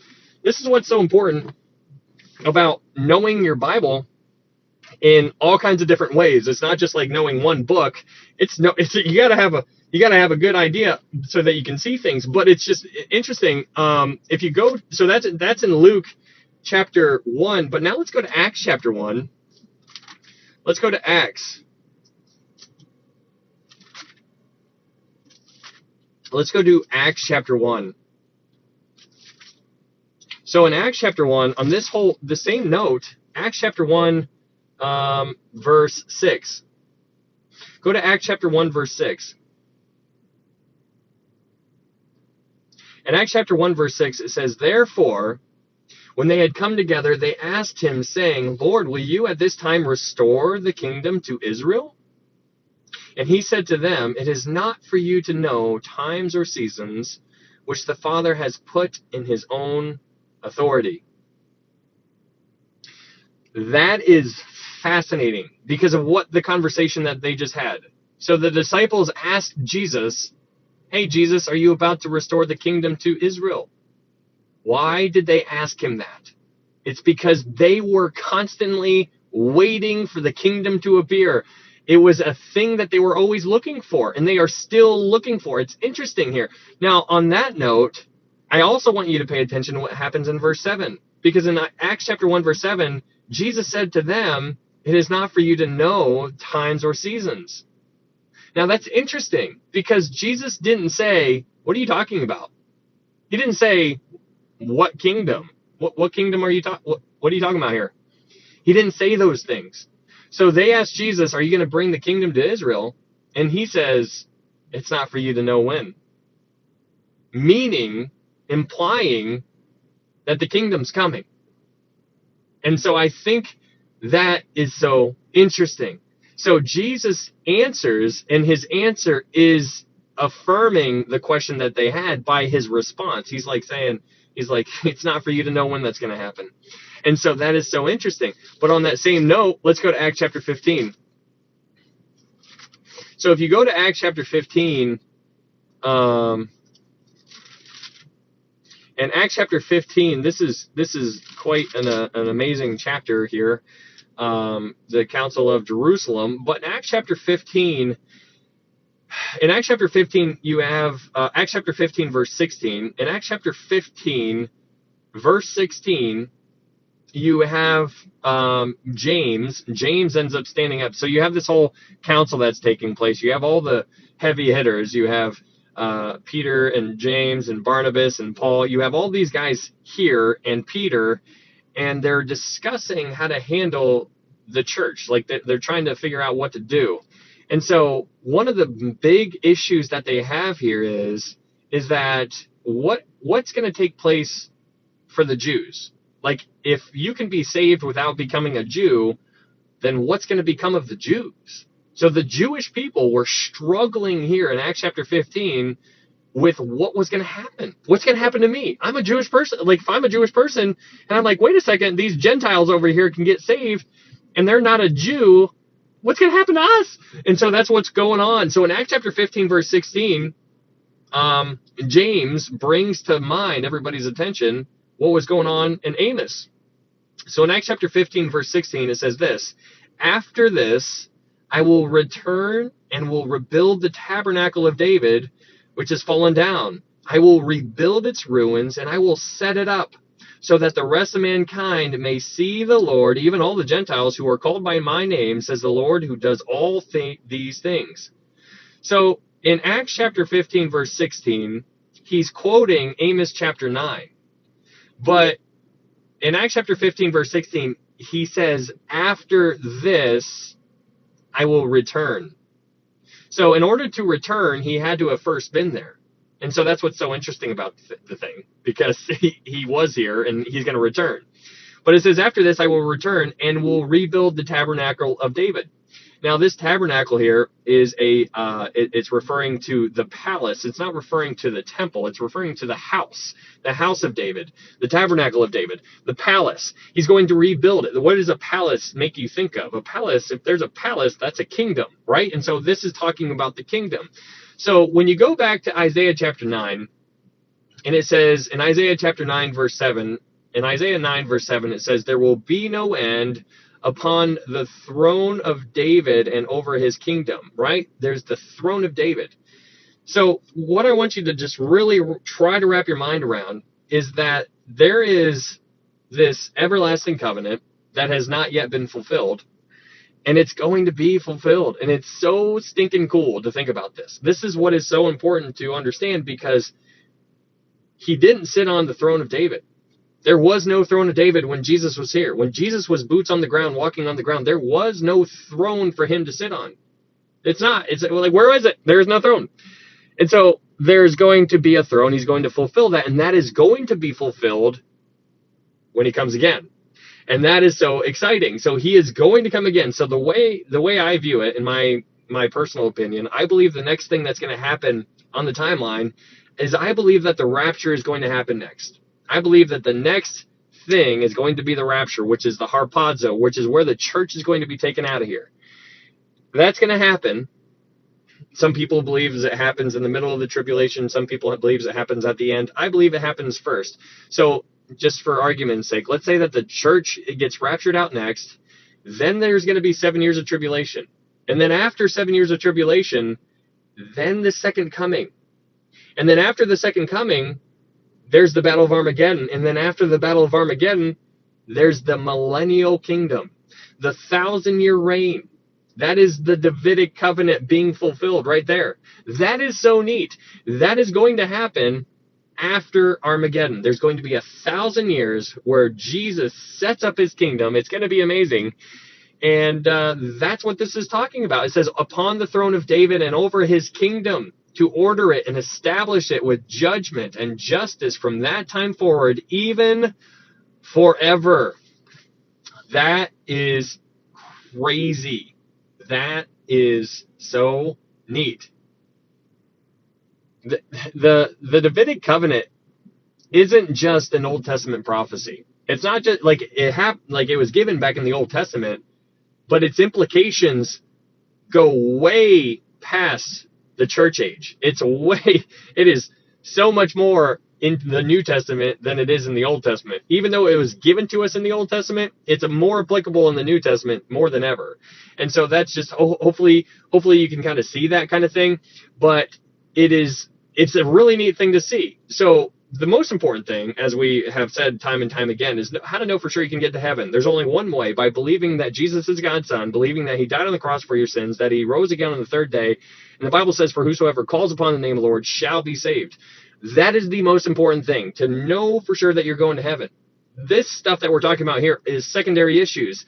But when you start growing and maturing spiritually, you start seeing this type of stuff, and it is so cool. So you see this millennial kingdom, and that is the messianic kingdom, if you want to refer to it as that way. But it's the fulfillment of the Davidic covenant. That time is coming. That's why in Acts chapter 1, when the disciples, before Jesus ascends up into heaven, they're like, hey, Jesus, are you going to restore the kingdom to Israel? And he doesn't say, what kingdom? He doesn't say, what are you talking about? He says, that's not for you to know. That's not for you to know the time or the season of when that's going to happen. He wasn't confused of what they were talking about. He knew exactly what they were talking about. They were talking about the Davidic covenant, because that's going to happen. And so that's why this verse in Isaiah chapter 9 is so cool. So in Isaiah chapter 9, getting back to the study, in Isaiah chapter 9, verse 7, it says, of the increase of his government and peace, there will be no end upon the throne of David and over his kingdom, to order it and establish it with judgment and justice from that time forward, even forever. The zeal of the Lord of hosts will perform this. So how is this going to happen? The zeal of the Lord of hosts will perform this. Very cool. Okay, so we can get on. Hopefully that makes sense to you guys. That's a pretty big thing. A lot of people, are not aware of the Davidic covenant or the implications that it has, that it still needs to take place. A lot of people don't know when they pray the Lord's Prayer that they're actually praying, "Thy kingdom come." What's that about? What's the kingdom? And that's the Davidic covenant. And so that's why it's always cool. The Bible is all about Jesus, right? But right underneath that is you're seeing the theme of the kingdom. So it's kind of cool to see. All right, let's go ahead and go on into Isaiah chapter 9. Let's go ahead and go to Isaiah chapter 9, verse 8. So in Isaiah chapter 9, verse 8, this is going to be talking about the continuing judgment on Ephraim, on the northern kingdom. So in Isaiah chapter 9, verse 8, it says, "The Lord sent a word against Jacob, and it has fallen on Israel. All the people will know, Ephraim and the inhabitant of Samaria, who say in pride and arrogance of heart." Okay, so before we continue, we know that whatever is going to happen next, these people are going to say whatever they're going to say. They're going to say it very pridefully, and they're going to say it very arrogantly. So let's go to Proverbs chapter 6, since we haven't been there in a while, and just in case you guys don't know this, but in Proverbs chapter 6, we're going to learn about some things that God hates, and it's important to understand what God hates so that we can avoid those things at all costs. So in Proverbs chapter 6, verse 16, we're going to learn about 7 things here, and these things God hates. In Proverbs chapter 6, verse 16, it says this: "These 6 things the Lord hates. Yes, 7 are an abomination to him: a proud look, a lying tongue, hands that shed innocent blood, a heart that devises wicked plans, feet that are swift and running to evil, a false witness who speaks lies, and one who sows discord among the brethren." Now, this is interesting for many different reasons, mainly because of the things that are not there. I want you to pay attention to the things that are not there. The things that are not there are things that you probably would have put there, right? Like you think, hey, this is a big one, this is a big one, this is a big one, but those things don't make this list, and so that's very interesting. But the first thing that is here is a proud look, pride. God hates pride. Why? Because you have no reason to be prideful. Like, what are you doing? Like, do you not know who he is? And when you understand who he is, don't you think you should be much lower? That's why it's so interesting to look at Saul, because when Saul, before he came Paul, he was up here. When he became Paul, Paul means least, or the little one. He lowered himself because he understood who Jesus was. He's like, I got to be as low as I possibly can be to the ground. He's like, I am way down here, and he is way up there. Thank you, Candy. And so it's so interesting to think about pride. And so that's why you need to look at your own self, myself included, and remove the pride. Get the pride out there. Like, it's not we like to think that we are kind of a big deal, or that, oh man, God is lucky to have me, because if he wasn't here, or if I wasn't here, then, oh man, I don't know what he would do. Do you forget that he used a donkey? Do you forget that if the people didn't cry out, that surely the stones would have even cried out? Do we forget those things? Like, we need to remove this pride from our lives and get rid of it. Why? Mainly because God hates it. And that is the original sin. What had happened with Satan? Like, Satan found pride. He was all puffed up and then it was all bad from there. But let's go ahead and get back into Isaiah chapter 9. In Isaiah chapter 9, verse 8, it says, "The Lord sent a word against Jacob, and it has fallen on Israel. All the people will know, Ephraim and the inhabitant of Samaria, who say in pride and in arrogance of heart," and now this is what they're going to say pridefully, "the bricks have fallen down, but we will rebuild with hewn stones. The sycamores are cut down, but we will replace them with cedars." Now, this is interesting, because this is one of those verses that many prominent people have quoted, and they've completely taken it out of context. For example, if you guys remember when the Twin Towers fell, this was one of those verses that people use to kind of motivate people, and they're like, oh, the bricks have fallen down, but we will rebuild with hewn stones. The sycamores are cut down, but we will replace them with cedars. Completely taking this verse way out of context, because the idea that they were using this verse was by alluding to that, hey, you knock us down, we'll just build back stronger, right? That's the idea. That's what they were making and twisting this verse into, getting people to think that that's what it was alluding to. When in fact, if you actually read it in context, this verse is super prideful and super arrogant, because these people are being judged by God and they are not having it. They're like, you know what? The bricks have fallen down. Guess what?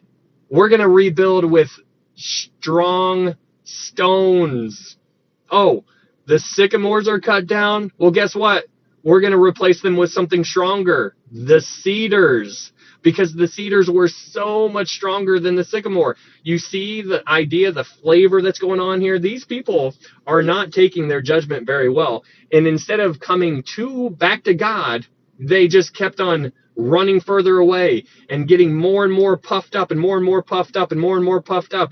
And it's interesting because you can't help but see like a parallel with these people and America. What happened after 9/11? What happened after that, right? Like, what did we do?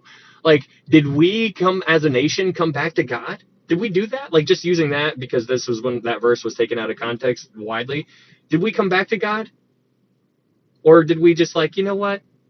Yeah, and I know a lot of people are like, okay, well, that was what the tinfoil hat thing going on there, but like, and it's just, okay, but it's just it's very interesting. It's very interesting. We as Americans are super prideful, and I would argue that we have not come back to God, but we are full of pride and very arrogant, and we need to humble ourselves. But but it says, who say in pride and arrogance of heart, the bricks have fallen down, but we will rebuild with hewn stones. The sycamores are cut down, but we will replace them with cedars. You see the arrogance and the pridefulness there. Therefore the Lord shall set up the adversaries of Rezin against him and spur his enemies on. The Syrians behind and the Philistines, or the Syrians before and the Philistines behind, and they shall devour Israel with an open mouth. For all this his anger is not turned away, but his hand is stretched out still. Now it's interesting. So pay attention to his hand is stretched out still. Now we've seen that phrase used before. It sounds like something that is relatively good. It sounds like it's a good kind of saying, like his hand is stretched out still. But you need to understand this is not in a good context. This is not a good kind of stretching out a hand as if it's like a hand of help. No, this is a hand like I'm going to smack you around a little bit. Why? Because these people aren't turning from their ways. This judgment is coming. They're being judged, and the people who are being judged are hardening their hearts. And instead of repenting, they are still being super defiant. And that's the idea. So his hand stretched out still is in a disciplinary kind of way. So let's go to Isaiah chapter 9, verse 13. In Isaiah chapter 9, verse 13, it says, for the people do not turn to him who strikes them, nor do they seek the Lord of hosts. So because they didn't repent, the northern kingdom, God's hand will continue to be unrelenting, which will eventually result in their captivity. Now, we know that they are going to be in captivity because that's what we've been talking about a lot lately. But the Assyrians are going to come and destroy them for the most part and bring them into captivity. And that's just because they are not repenting. So let's read on to verse 14. Let's read verse 13. In verse 13, it says, for the people do not turn to him who strikes them, nor do they seek the Lord of hosts. And since they do not, verse 14 says, therefore, the Lord will cut off the head and tail from Israel, palm branch and bulrush in one day. Now, we're about to find out what the head and the tail is, so let's just keep on reading. In verse 15, it says, the elder and honorable, he is the head. the prophet who teaches lies, he is the tail. So it says the prophet who teaches lies. Now, their problem here was false or bad leadership. False or bad leadership. Let's go to Isaiah 28. In Isaiah 28, verse 7, let's read Isaiah chapter 28, verse 7. Because there's all kinds of examples of bad leadership, and you can go all the way back to the kings and get other examples, obviously. But in Isaiah 28, verse 7, it says this, "But they have erred through wine, and through intoxicating drink are out of the way. The priest and prophet have erred through intoxicating drink. They are swallowed up by wine. They are out of the way through intoxicating drink. They err in vision. They stumble in judgment." Oh, man, that doesn't sound good. That's all bad. That's the prophet. Let's go to Isaiah chapter 30. Isaiah chapter 30, verse 10.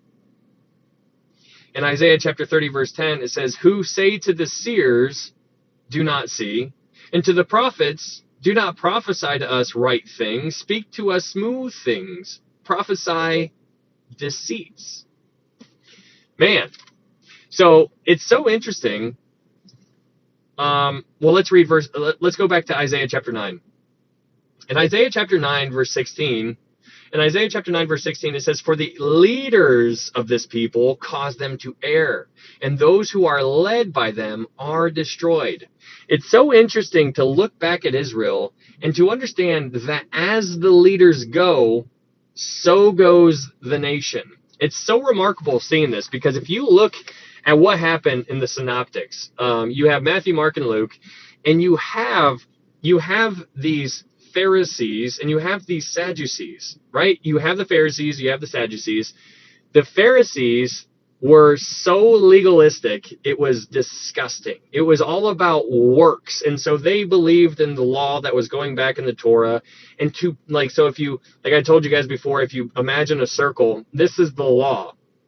And so they are like, hey, stay away from this circle right here. And so in order to keep people away from this circle, what they did is they made their own laws that were so outrageous. And they're like, hey, if we make this many laws, then people won't get a chance to get close to the actual law. And so that's what they did. They made this huge circle of their own laws to try to keep people away from the laws that God gave. And so now you see these people trying to get super legalistic, and these were the Pharisees. But then on the other hand, you had the Sadducees. The Sadducees didn't believe in supernatural things. They didn't believe in the resurrection. That's why they were sad, you see. And so that's why it's so interesting, because you have the Pharisees, you have the Sadducees, and they had their own followings. They had people following them around, and they were like, oh, they were the experts of the law, and they were part of the Sanhedrin. They were very smart and intelligent and whatever. But then out of nowhere, this guy shows up, and he had the nerve to just walk in there, and his name is Jesus. And they looked at him, and they're like, who do you think you are? And so then they started challenging him. They started watching him. They started spying on him. They started like following him around, trying to figure out who this guy was.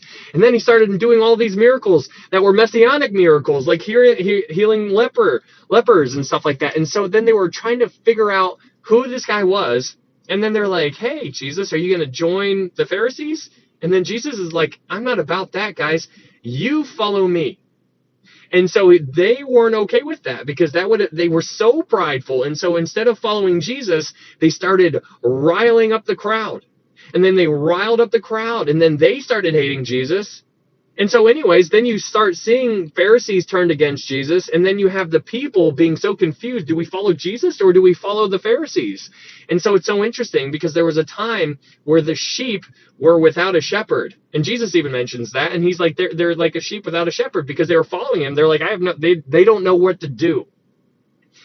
And there was this little time where they weren't sure, but then they ended up going back to the Pharisees. So my point here is to get you to understand, as the leaders of as Israel go, so goes the nation. The majority of the nation will follow the leaders. If the leaders are doing right, the people will follow. If the leaders are doing wrong, the people are going to follow. That's just how it is. They're just blind, leading the blind. They're like, we have no idea what's going on. So in Isaiah chapter 9, verse 16, it says, for the leaders of this people, cause them to err, and those who are led by them are destroyed. Verse 17, therefore the Lord will have no joy in their young men, nor have mercy on their fatherless and widows. For everyone is a hypocrite and an evildoer, and every mouth speaks folly. For all this his anger is not turned away, but his hand is stretched out still. Now remember, his hand is stretched out still is not a good thing. Sounds like it, but it is not a good thing. So let's go on to verse 18. In Isaiah chapter 9, verse 18, it says, for wickedness burns as fire. It shall devour the briars and thorns, and kindle in the thickets of the forest. They shall mount up like rising smoke. Now here in verse 18, it's interesting because it says, it shall devour the briars and thorns. Devour the briars and the thorns. Now this is contrasted with all kinds of different things, but let's go to Exodus chapter 3. Let's go to Exodus chapter 3. In Exodus chapter 3, you have the burning bush scenario. In Exodus chapter 3, verse 2, in Exodus 3:2, it says, and the angel of the Lord appeared to him in a flame of fire from the midst of a bush. So he looked, and behold, the bush was burning with fire, but the bush was not consumed. Now, we talked about this plenty of times, but just in case you missed it, the bushes that were here were an acacia bush, which is a thorn bush. There were thorns on this type of bush. Now, this bush was on fire, and there were thorns on that bush. And so the thorns represent the fall, and the fire represents judgment. But what you see is that the fire was not consuming the thorns, and so that is a representation of mercy and of grace. So you have here that this flame, that you have the angel of the Lord, who's the angel of the Lord. Hopefully you know by now that the angel of the Lord is Jesus. So Jesus shows up. He appears to Moses in a flame of a fire from the midst of a bush. The bush was burning with fire, but the bush was not consumed. So you compare that with what's going on in Isaiah chapter 9, verse 18, where it says, for wickedness burns as the fire, it shall devour the briars and the thorns. Now it's a contrast. The one was not being consumed. This one is being consumed. Because it says, it shall devour the briars and thorns, and kindle in the thickets of the forest. They shall mount up like rising smoke through the wrath of the Lord of hosts. The land is burned up, and the people shall be as fuel for the fire. Well, that's imagery, and the people shall be as fuel for the fire. Sheesh! No man shall spare his brother, and he shall snatch on the right hand and be hungry. He shall devour on the left hand and not be satisfied. Every man shall eat the flesh of his own arm. Manasseh shall devour Ephraim, and Ephraim Manasseh. Together they shall be against Judah.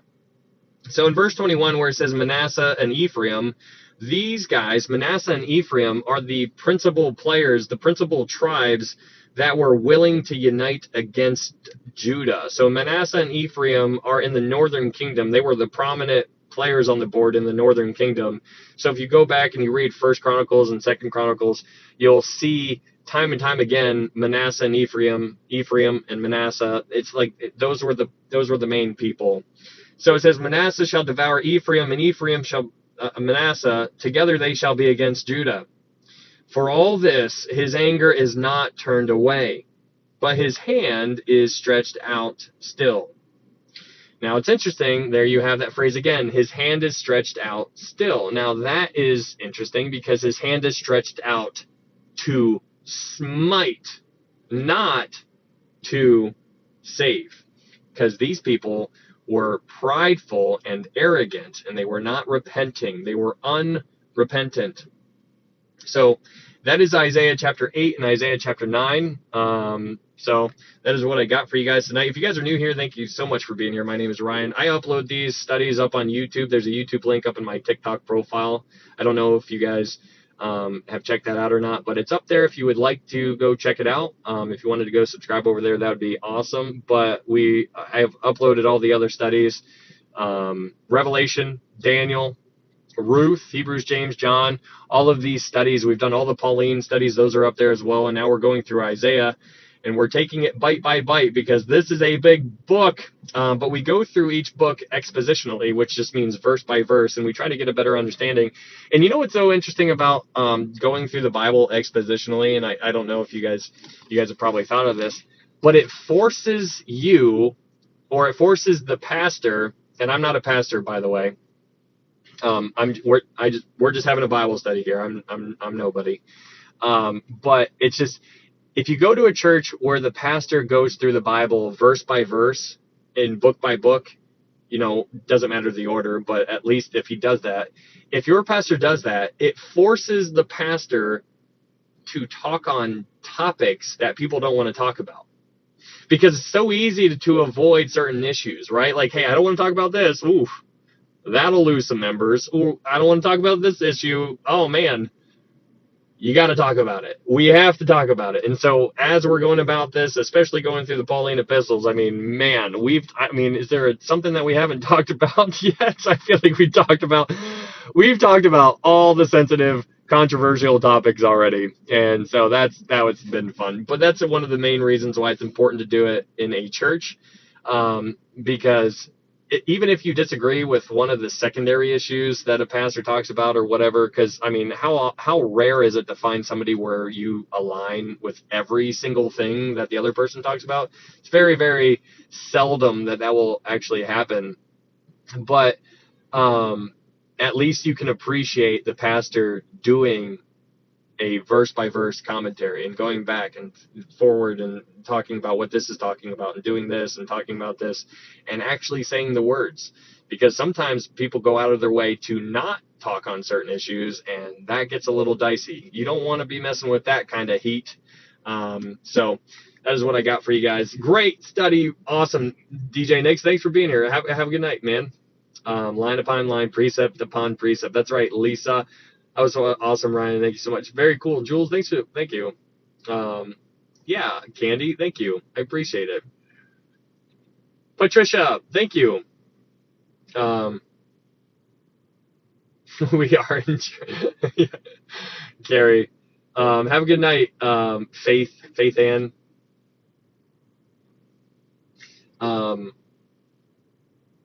Let your yes be a yes. Oh, hey, Candy, thank you so much. I appreciate it. Are you the person who said that you're the youngest one in here? Let your yes be yes, or is that somebody else? How old are you? Oh, man. Oh.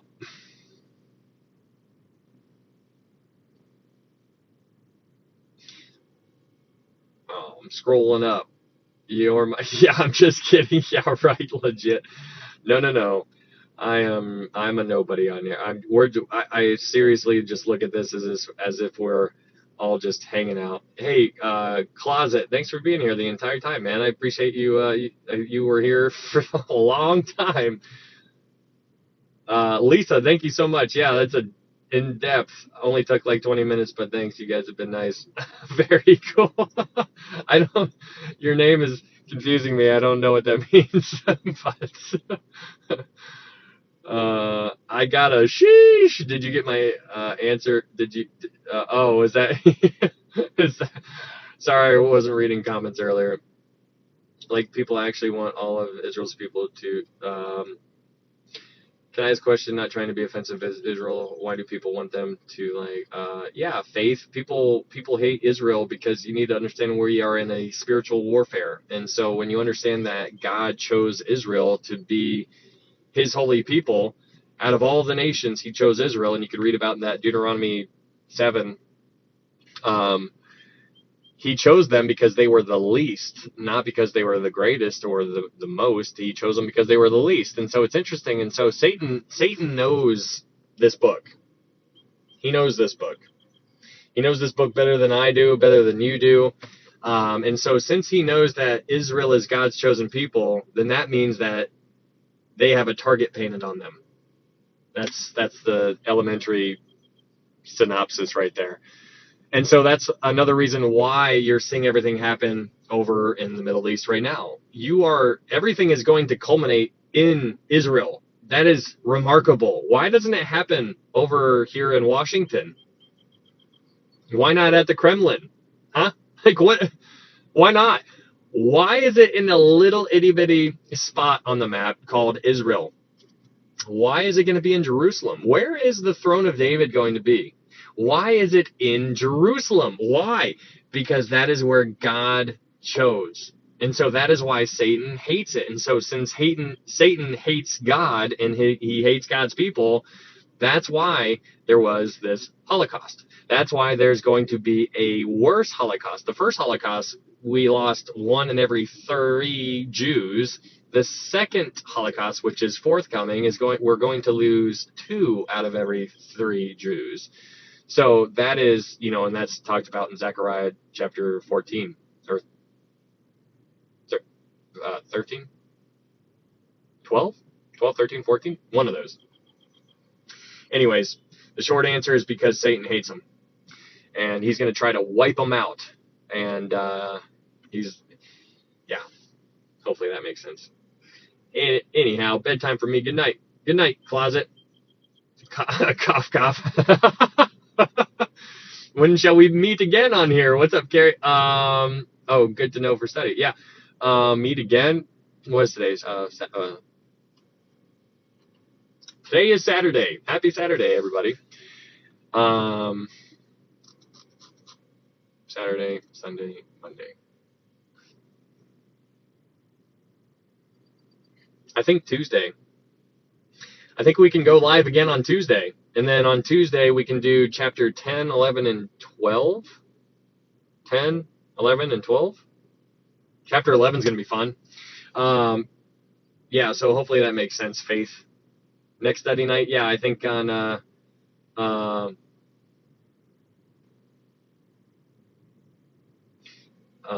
does reading the headings in your Bible help you to understand what you're reading about? Yeah, DJ Nick, it gives you an idea, at least for me. You probably have recognized that like when I try to remember what we're talking about, like I read the headline just to kind of, especially if we've talked about it like an hour or two ago and my mind's already somewhere else, I use that. I try to stay nice. Hey, thanks, Blondie. Yeah, absolutely. Oh, you're 24? Okay. You're 24. Okay, nice. Can you go over Romans 9, 22 through 24 at some stage? Yeah, we've done that already. Is that talking about, is that where Jacob I have loved and Esau I have hated? Is that what you're talking about? Enjoyed it, Ryan. Hey, thanks, Laura. Thanks for being here the whole time. Good night, family. Have a good night. Okay, sounds great. Yeah, that's the full quote. What was that verse in Zechariah again? 12. It's I can find it for you. It's in Zechariah. If you're talking about the Jewish. Zechariah 13. Zechariah 13 verse 8. In Zechariah 13 verse 8 it says, "And it shall come to pass in all the land, says the Lord, that 2/3 in it shall be cut off and die, but 1/3 shall be left in it. I will bring the 1/3 through the fire, will refine them as silver is refined, and test them as gold is tested." Oof. What's up, Amanda? Hopefully you're recovering well from your surgery. I didn't know you were in here. Hopefully that helps, Shy. Yeah, okay, thanks, for sure, Carrie. Yeah, hopefully Tuesday.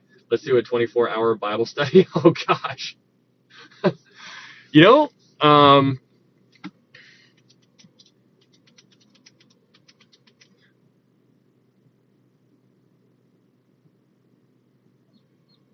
I don't know if I could do 24.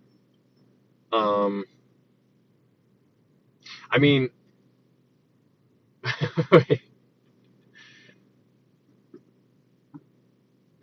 I mean, if you look online, I don't know, like, I guess, I don't know what the longest video that we've done or the longest live. I think it's pretty close to 6 hours. But there's got to be some mixing of, just conversation in there without me just going, without talking to you guys. But the majority of it is mostly just doing Bible stuff. We normally talk, the way we normally do things is we normally kind of talk about stuff going on in the world before we dive in to the study. And so at the beginning of this, we talked about, Israel. We always, I always try to focus on Israel just so you guys can be kept up to speed on certain things.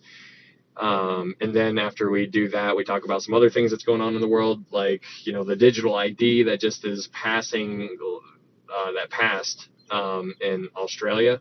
The digital ID, we talked about that earlier at the beginning of this live, in case you guys missed it. But it's so important to understand this type of stuff, what's going on in the world, because it's coming. It's coming. It's going to happen here. We know it's going to happen. And the danger of a digital world is that there is a perfect ledger. The danger of a digital world is that if there's an on button, there is an off button. And so that's why it's so interesting, and that's why you're seeing the collapse of fiat right now, because if I want to buy your car from you and I give you $1,000, that's a transaction between me and you, and nobody else knows that I bought it from you. That was like me handing you $100 bills. Here you go, dollar bills, y'all. But when they make the dollars go away, well, now we're going to central banking digital currency. And now they know exactly what you buy, when you buy it, how much you spent, and they know exactly what time you did it. And that is what's terrifying, because then that brings in the social credit score, because now all of a sudden you better go in line with all this DEI stuff that's going on in the world. And if you don't toe the line with what they want you to do, then you will be turned off. Your account will be shut down. You won't be allowed to purchase certain things. And so then you start to see how it makes more sense for this person that's going to be rising up sometime in the future to control whether you buy or sell. Now it makes sense, right? Like, you're seeing it. Now it's just like, oh, I get it. It's so crazy to see this falling into place. And that's why I post. Like, I don't post much. Like, I'm not a big TikToker. Like, I don't post videos. I feel weird doing it. So, I really don't do that much at all. But so TikTok live is pretty much what I do. Time flies on these. I could sit on these lives literally all day and try and share with everyone. What happens if we don't accept the digital money? That's an interesting question. So the theory is that just the thought, like, I don't know is the answer. I don't know, but the thought is here's how I see it. Is, let's say that the CBDC is coming out. Let's say that it just rolled out today.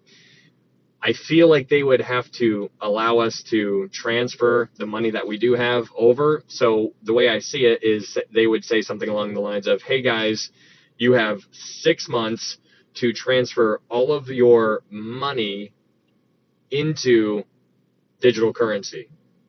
And then if you do it within this 6-month period, then you will get 100% of whatever you had, and it will 100% transfer over. However, if you wait until after that 6-month period, then whatever you give after that is cut into 75%. Now you only make 75% of what you had. And then if you wait after that mark, then whatever you had is cut down to 50%. And then whatever you give after that point is worth 25%. And then if you wait up until a year, it's worth nothing. Because at the end of this year, you have this time to do this. And if you don't act on it now, it's going to be not counted for you at all. And that's how they're going to pressure people to get on board with it. I am guessing on that. I do not know. That is my own personal opinion. So don't take that to the bank, if you will. So that's just a thought. But that's just mine. Hey, thanks, Gary. I appreciate it. I get what Sheesh is saying. Hello, Ellie.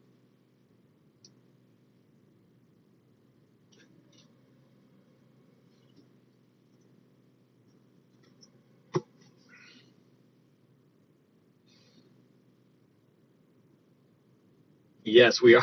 Ew, yes, that's crazy. We're heading that direction though, right? No kidding. RFID microchip. Yeesh.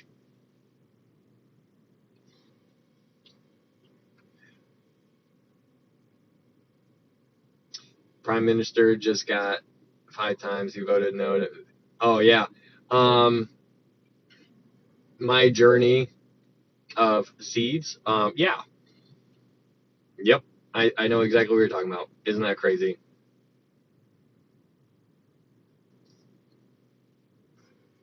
Okay.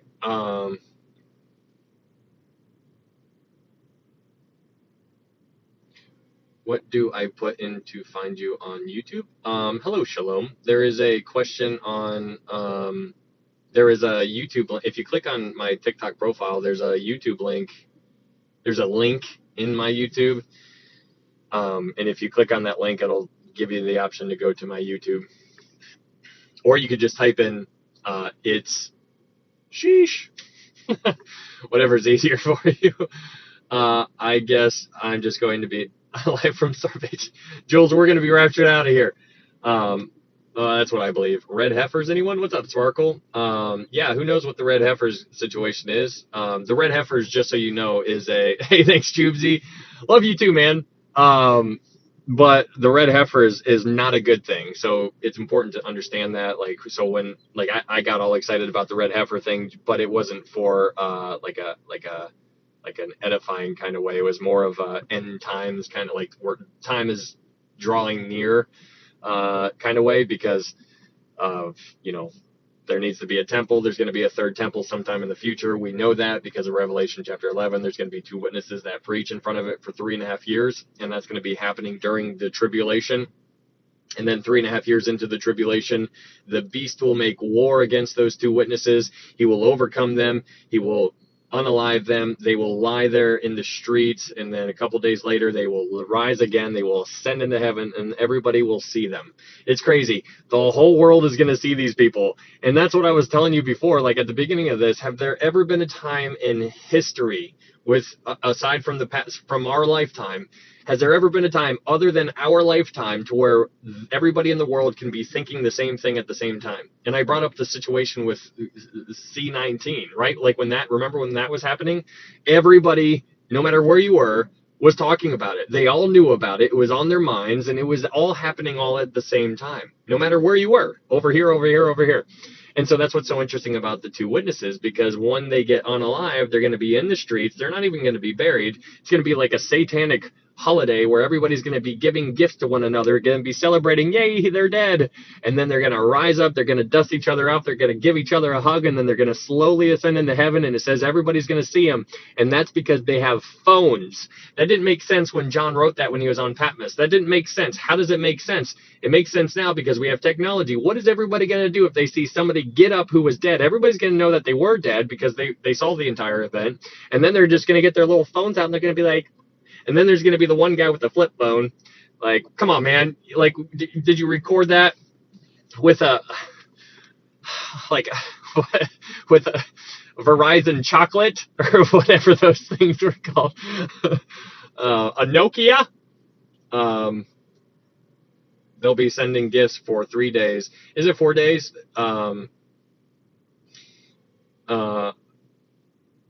Yeah, yeah. Have a good night, Mark. Good to see you. Thanks for being here, man. The 2 witnesses are fascinating. Yes.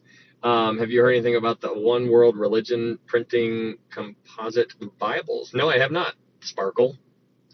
One World Religion printing. I'm sorry, I do not. But first, let me take a selfie. Yes. Oh man. Yeah, I mean, there's Sparkle. There's all kinds of there's people who are completely against the Bible who make those statements and say that this is the last generation. They're trying to mix. They are trying to mix mankind with not mankind, and that's what's so interesting. You go back to Genesis 6. You can go to Daniel 2 and read about this. Like, it's so interesting to see this kind of stuff. It is so interesting. to see this stuff. Like when you see, as in the days of Noah, you automatically assume that it was something that like all kinds of evil and wickedness, and that's exactly what was going on, but there was different stuff going on there. That's why the Nephilim are so interesting. But people get lost on Nephilim because it's so fanciful and they want to investigate it, and then they get drawn off into these other books and books of Enoch. And I'm like, dude, stay focused on what we're given. It's important to understand that we were given this much about that type of stuff, fallen angels and giants and stuff like that, because it's almost as if God knew that we would have been so fascinated by it because it's so enticing, and then we would have wanted to go chase that instead of chasing him. And so that's why he gave us this much, like not even anything, like this is how much of the Bible is about that. You know what's important? He wanted us to focus on the rest of the book, which is all about Jesus, and that's why we're supposed to focus on him. So that is thoughts on Enoch. I'd stay away, just because it's so, I could go. You start dabbling in that type of stuff, and then you start getting into a works-based salvation kind of vibe, and that's not what you're supposed to be doing. Obviously, it is through the redemptive work that Jesus did on the cross. For by grace are you saved through faith, and that not of yourselves, it is the gift of God, not of works, lest any man should boast. John 3:16, for God so loved the world that he gave his only begotten Son, that whosoever believes on him shall not perish, but have everlasting life. It's remarkable how we are as humans, because we want, and that's why studying the Bible is so important, because if you study Colossians, you'll learn about these Gnostics. These people want to just show off their knowledge and like their philosophy and like their mysticism, and they want to get lost in this higher, deeper level of spirituality, and they want to get all fanciful. And that is not at all what you see Jesus being. You see Jesus being lowly. You see him coming down here being the servant. He was washing his disciples' feet. You see this type of lifestyle that is the opposite of what they want you to focus on. They want you to focus on the sparkly, shiny stuff, like dropping glitter out of the rafters and dropping feathers down on people, and the crazy stuff that people are doing now in the Bethel supernatural world of, I don't even know what it's called, but it's so amazing how it works, and it attracts people because there's young people, there's attractive people, they're singing songs up on a band, they got lights and concerts and like all kinds of flashing lights, and they lure people in by saying biblical words but completely twisting them, and next thing you know, you're lying on a grave doing grave soaking, trying to absorb the spirit of somebody who passed away, and you're just like, what the heck happened? And then and so that's why you need to know the Bible for yourself. Because if you don't know the Bible for yourself, then you're just here listening to me thinking that I know what I'm talking about, when you could be completely wrong, and I could be leading you astray. That's why Acts chapter 17 verse 11 is so important. These were fair-minded than those in Thessalonica, and that they received the word with all readiness, but they searched the scriptures daily to find out whether those things were so. You need to hear what I'm saying, but then you need to go test it. Never trust me. Don't trust me, because my heart is deceitfully wicked and evil. Who can know it, right? Like, that's the same thing for you. So let God be true and every man a liar. You need to treat me as such, and you need to dive into the word of God. So you need to know this for you, and then when you know it for you, you can defend yourself and other people around you. I hope that makes sense. Yeah, I was gonna say I thought it was 3.5. I couldn't remember it, but I knew it wasn't 3. I was gonna say 4, but that was Lazarus. She's royal. Hello, Leanne.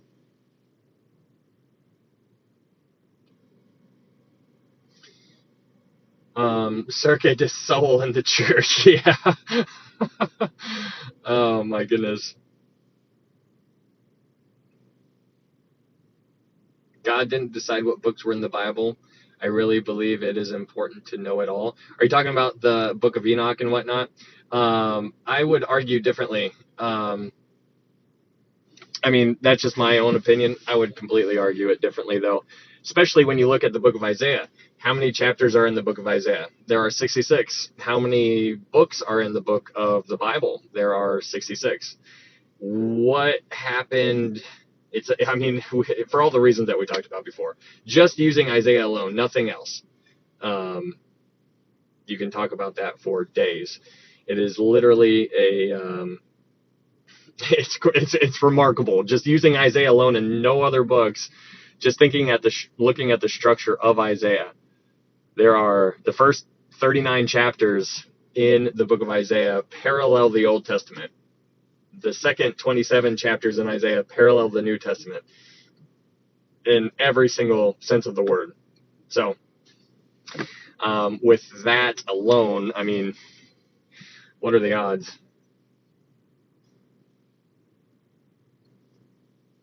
Hi, she's right. Hello, Marilyn.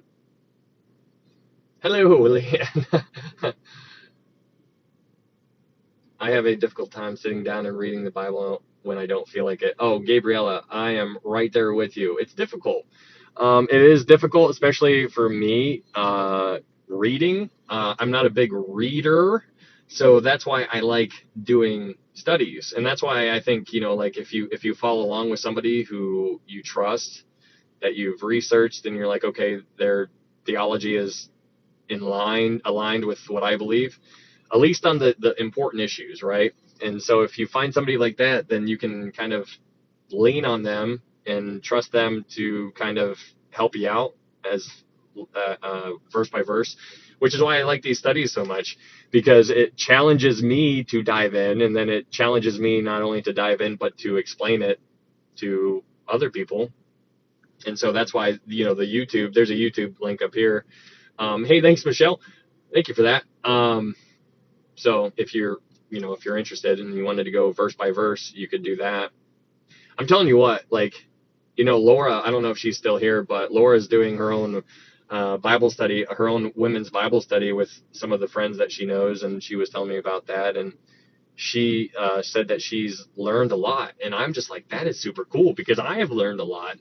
And so when you learn something, you kind of want to tell somebody else about it. And so especially when your perspective is like this, and then it starts, the more you know, the bigger of the picture that you're going to see. And then you start seeing a bigger picture, and you're connecting dots that other people can't see. Like if you understand stuff, don't assume that somebody else knows it. The same thing with my wife. Like I know more than my wife, and she'll ask me questions all the time, and I love telling her. Like sometimes I'm just like, I feel like I just gave you way too much than what you actually needed. But she asks a question, and even though we go to the same church, we listen, we do the same stuff, like some people just connect dots better than other people. Does that mean that somebody is, better than somebody else? Absolutely not. If you are born again, if you are a child of God, then you and I are in Christ. We are of the same body. If you are doing well, I am doing well. I want to see you do well, and I want you to see me do well. So that is what's so neat about Laura and what she's starting up with her girl pals in her Bible study, especially since she doesn't get around too much. And so that's a huge thing for her, and she's edifying the body and like the ladies that she's doing that with, and I think that's super neat. All right, have a good night. Let your yes be yes. Amen, Garcia.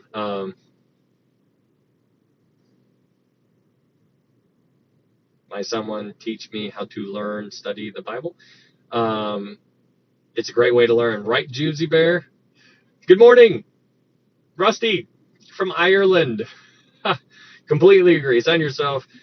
People edify and challenge your thinking. That's right. Exactly. The brain starts connecting the dots to different scriptures. Right. When you start to see it, it's just like so neat. Faith comes by hearing the word of God. That's right, Ann Garcia. You're on Mike and JD's level. Super. Oh gosh. Who's JD? I'm assuming Mike. You're talking about True Ministry. I don't know JD. But thank you for that compliment. I appreciate it. I am, just a student. I'm nobody special. I don't, I'm not, I love this to Bible study. It challenges my understanding of the Word of God. Yeah, me too. Absolutely, Ellie. That idea alone is profound with the number of books. Some argue gematria with KJV. There you go, Lisa. Yeah, there's all kinds of reasons to back it up, and I just, since we're in Isaiah, I tend to focus more on whatever book we're in. And when questions arise, it's just like, well, what ammunition do I have laying around right now to answer that kind of question? But a lot of people get, the Enoch is quoted in the book of Jude, but it's interesting because people speculate that Jude quoted Enoch, but we don't know that Enoch didn't quote Jude. And so that's what's so interesting about the entire thing. It's just like, well, so just be very, very careful. I don't get lost in that. I don't, for me, that's just me. Just out of curiosity, did you do research on the Blue Letter Bible app before installing it? I didn't do research on it. No, I did not, DJ Nick. My dad told me about it. And so, my dad, for those that don't know, my dad's a pastor. I'm a PK. Yeah, so since he told me about it, I trusted him. Marinara, what is your YouTube? There's a link in my TikTok profile. If you wanted to click here, there's a link right under my bio. You could go click on that, or you could type in ITZ and then an underscore sheesh. So it's sheesh. You could type that in and find it that way.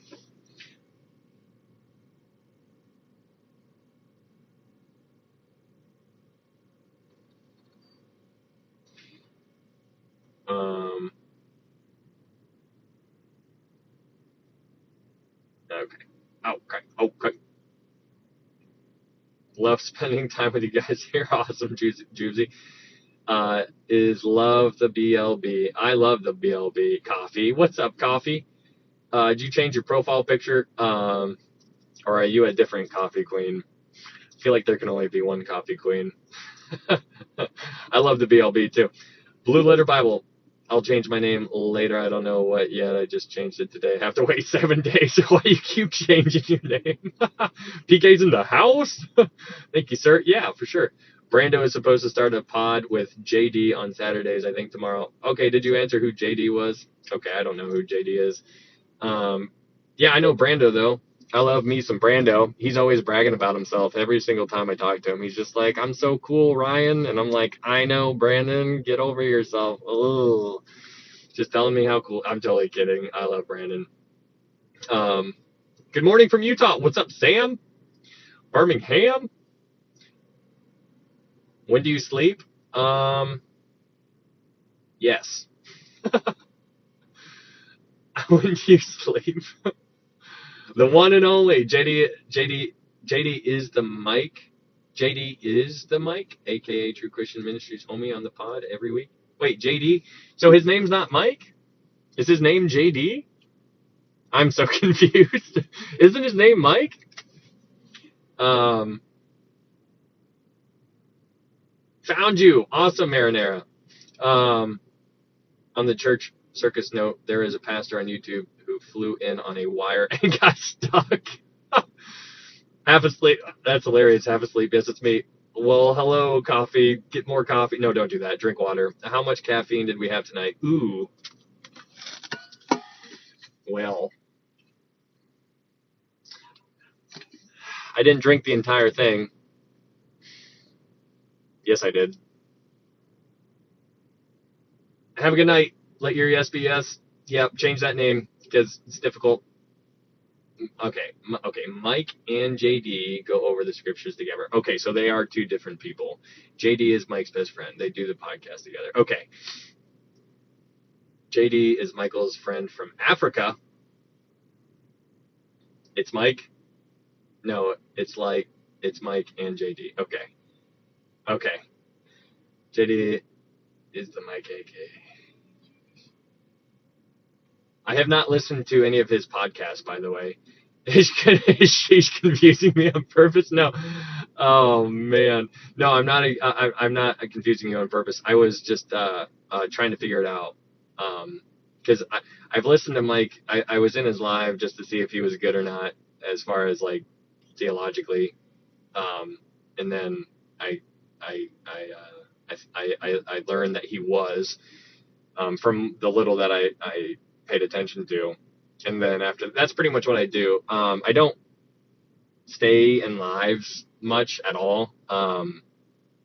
So when somebody is teaching the Bible, I'll stay in there until I get a feel, and I'll ask a question like, how do you know for sure? Like, what must I do to be saved? Just try to feel them out to see if they're a good one. Just because I'm curious, just to see how many good ones are out there, and there's really not too many, which is heartbreaking, at least on TikTok. And I don't have any other social medias or anything like that, but Mike is one, Brando is one, TikTok Theologic is one, and I don't really follow too many, so I can't really, just because um, I'm sure there are other people out there. I just don't know any, but I don't really go looking for them. It's just when I get bored, I'll just start scrolling. But I do know Mike, and I know Brando, but I do not know JD. Do you accept requests? Mike is good. Yeah, no, I can.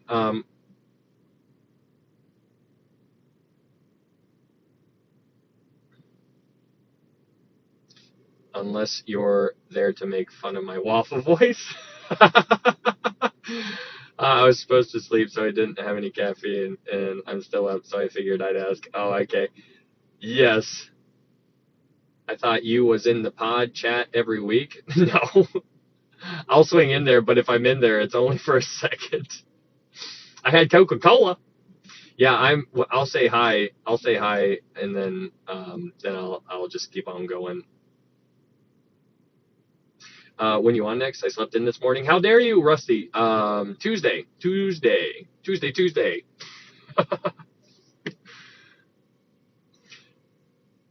Do you think we will have to take that digital chip? I'm a chicken. I don't believe we will be here for that, Susan. I believe that if you're born again, I believe I believe the church will be raptured out of here. And I love talking about that. Because there are people who believe that we'll go through the half of the tribulation. And, it's a secondary issue. But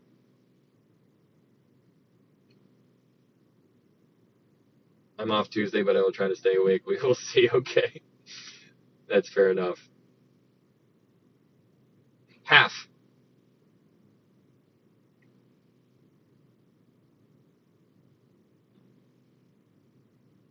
Yeah, Rusty, what are you doing sleeping in? Oh, okay. Then you don't see how much I talk on the chat. That's good. Oh, do you talk a lot? Rusty, next time you sleep in, I'm going to need a 2-page paper, single-spaced, APA format. No, wait, I have no idea what I'm talking about. But I'm gonna need a reason why, because it's not allowed. Mid-trib. Oh, you're mid-trib. Okay. LOL. Yeah, Amandica, I have no idea what I'm talking about. If Jesus was God, how come God eat and drink and sleep?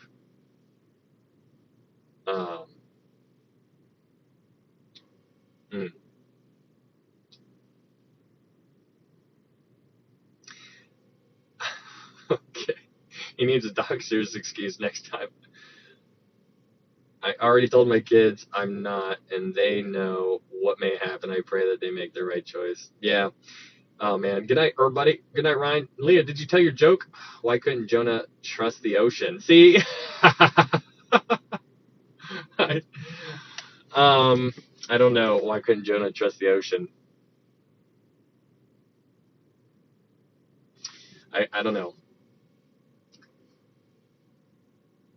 Why, Michelle?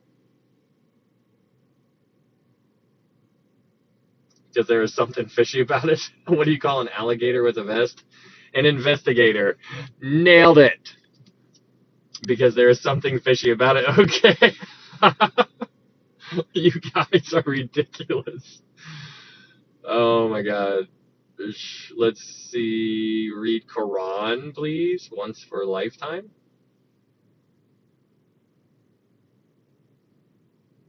Read Quran. Are you Muslim, Ryan? Are you a Muslim? Why don't dinosaurs talk?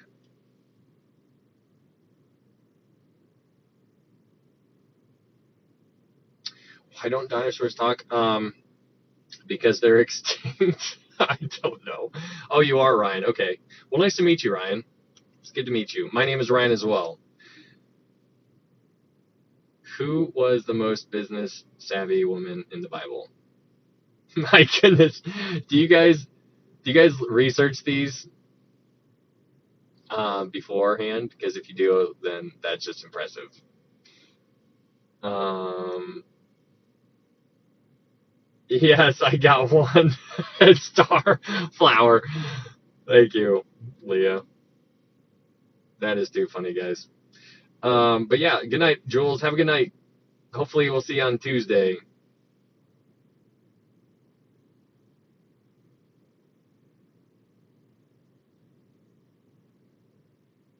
Jesus was died. If Jesus was died on the cross, on it's difficult.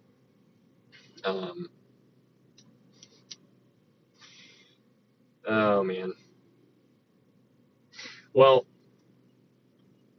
all right, guys. I'm going to wrap up. But if you guys would like to hang out next time, we will go live on Tuesday, Lord willing. If you would like to join, probably around 12:45 a.m. And yeah, it is. What is that? In like 3 days or so, and then we'll go through Isaiah chapter 10, 11, and 12 at the least, taking bite-sized pieces. Here Tuesday. Awesome, Blondie. Have an amazing night. You beautiful people. Good night. Sheesh. All right, Ellie. I appreciate. Oh, thank you. My journey of seeds. Thank you.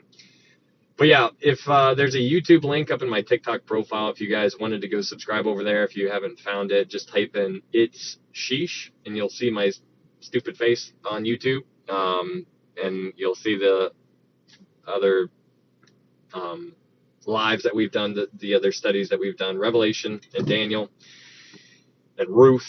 Man, such good books. We've covered so much good stuff, guys. I hope you guys are enjoying it. I know the people who have been here have really been enjoying it, which is really cool. I'm pumped up. I'm pumped up that you're pumped up. Man, Isaiah chapter 6, I just am still excited about that. I'm pumped up about Laura.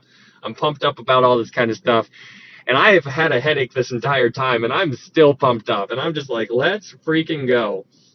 But man, tell somebody about Jesus, guys, before the time is too late. As Laura said, once she started this Bible study, she's like, there's so much work that needs to be done. It's just like, when you understand what is at stake, it's literally like, man, there's so much work to do. What can I do? Occupy till he comes. Regardless, we need to occupy until he comes. Tell somebody about Jesus. The question I often ask you guys is, when was the last time you told somebody about Jesus? And then to make you think differently, when was the last time somebody told you about Jesus? Because if somebody tells you about Jesus, that's a person who is doing what they should be doing. And that's pretty neat, because somebody tried telling me about Jesus like 3 weeks ago. I told you about that. I went to the park with my kids, and this guy walked up to me, and he started telling me about Jesus. And I was like, dude, I am pumped. This is like the first time in like a decade when somebody tried telling me about Jesus, and I was excited. So we had a great conversation. Diana, where are you located? Because it's 5 a.m. here. That's why I don't it is 5 in the morning here as well. That would require me to talk to people. Amen.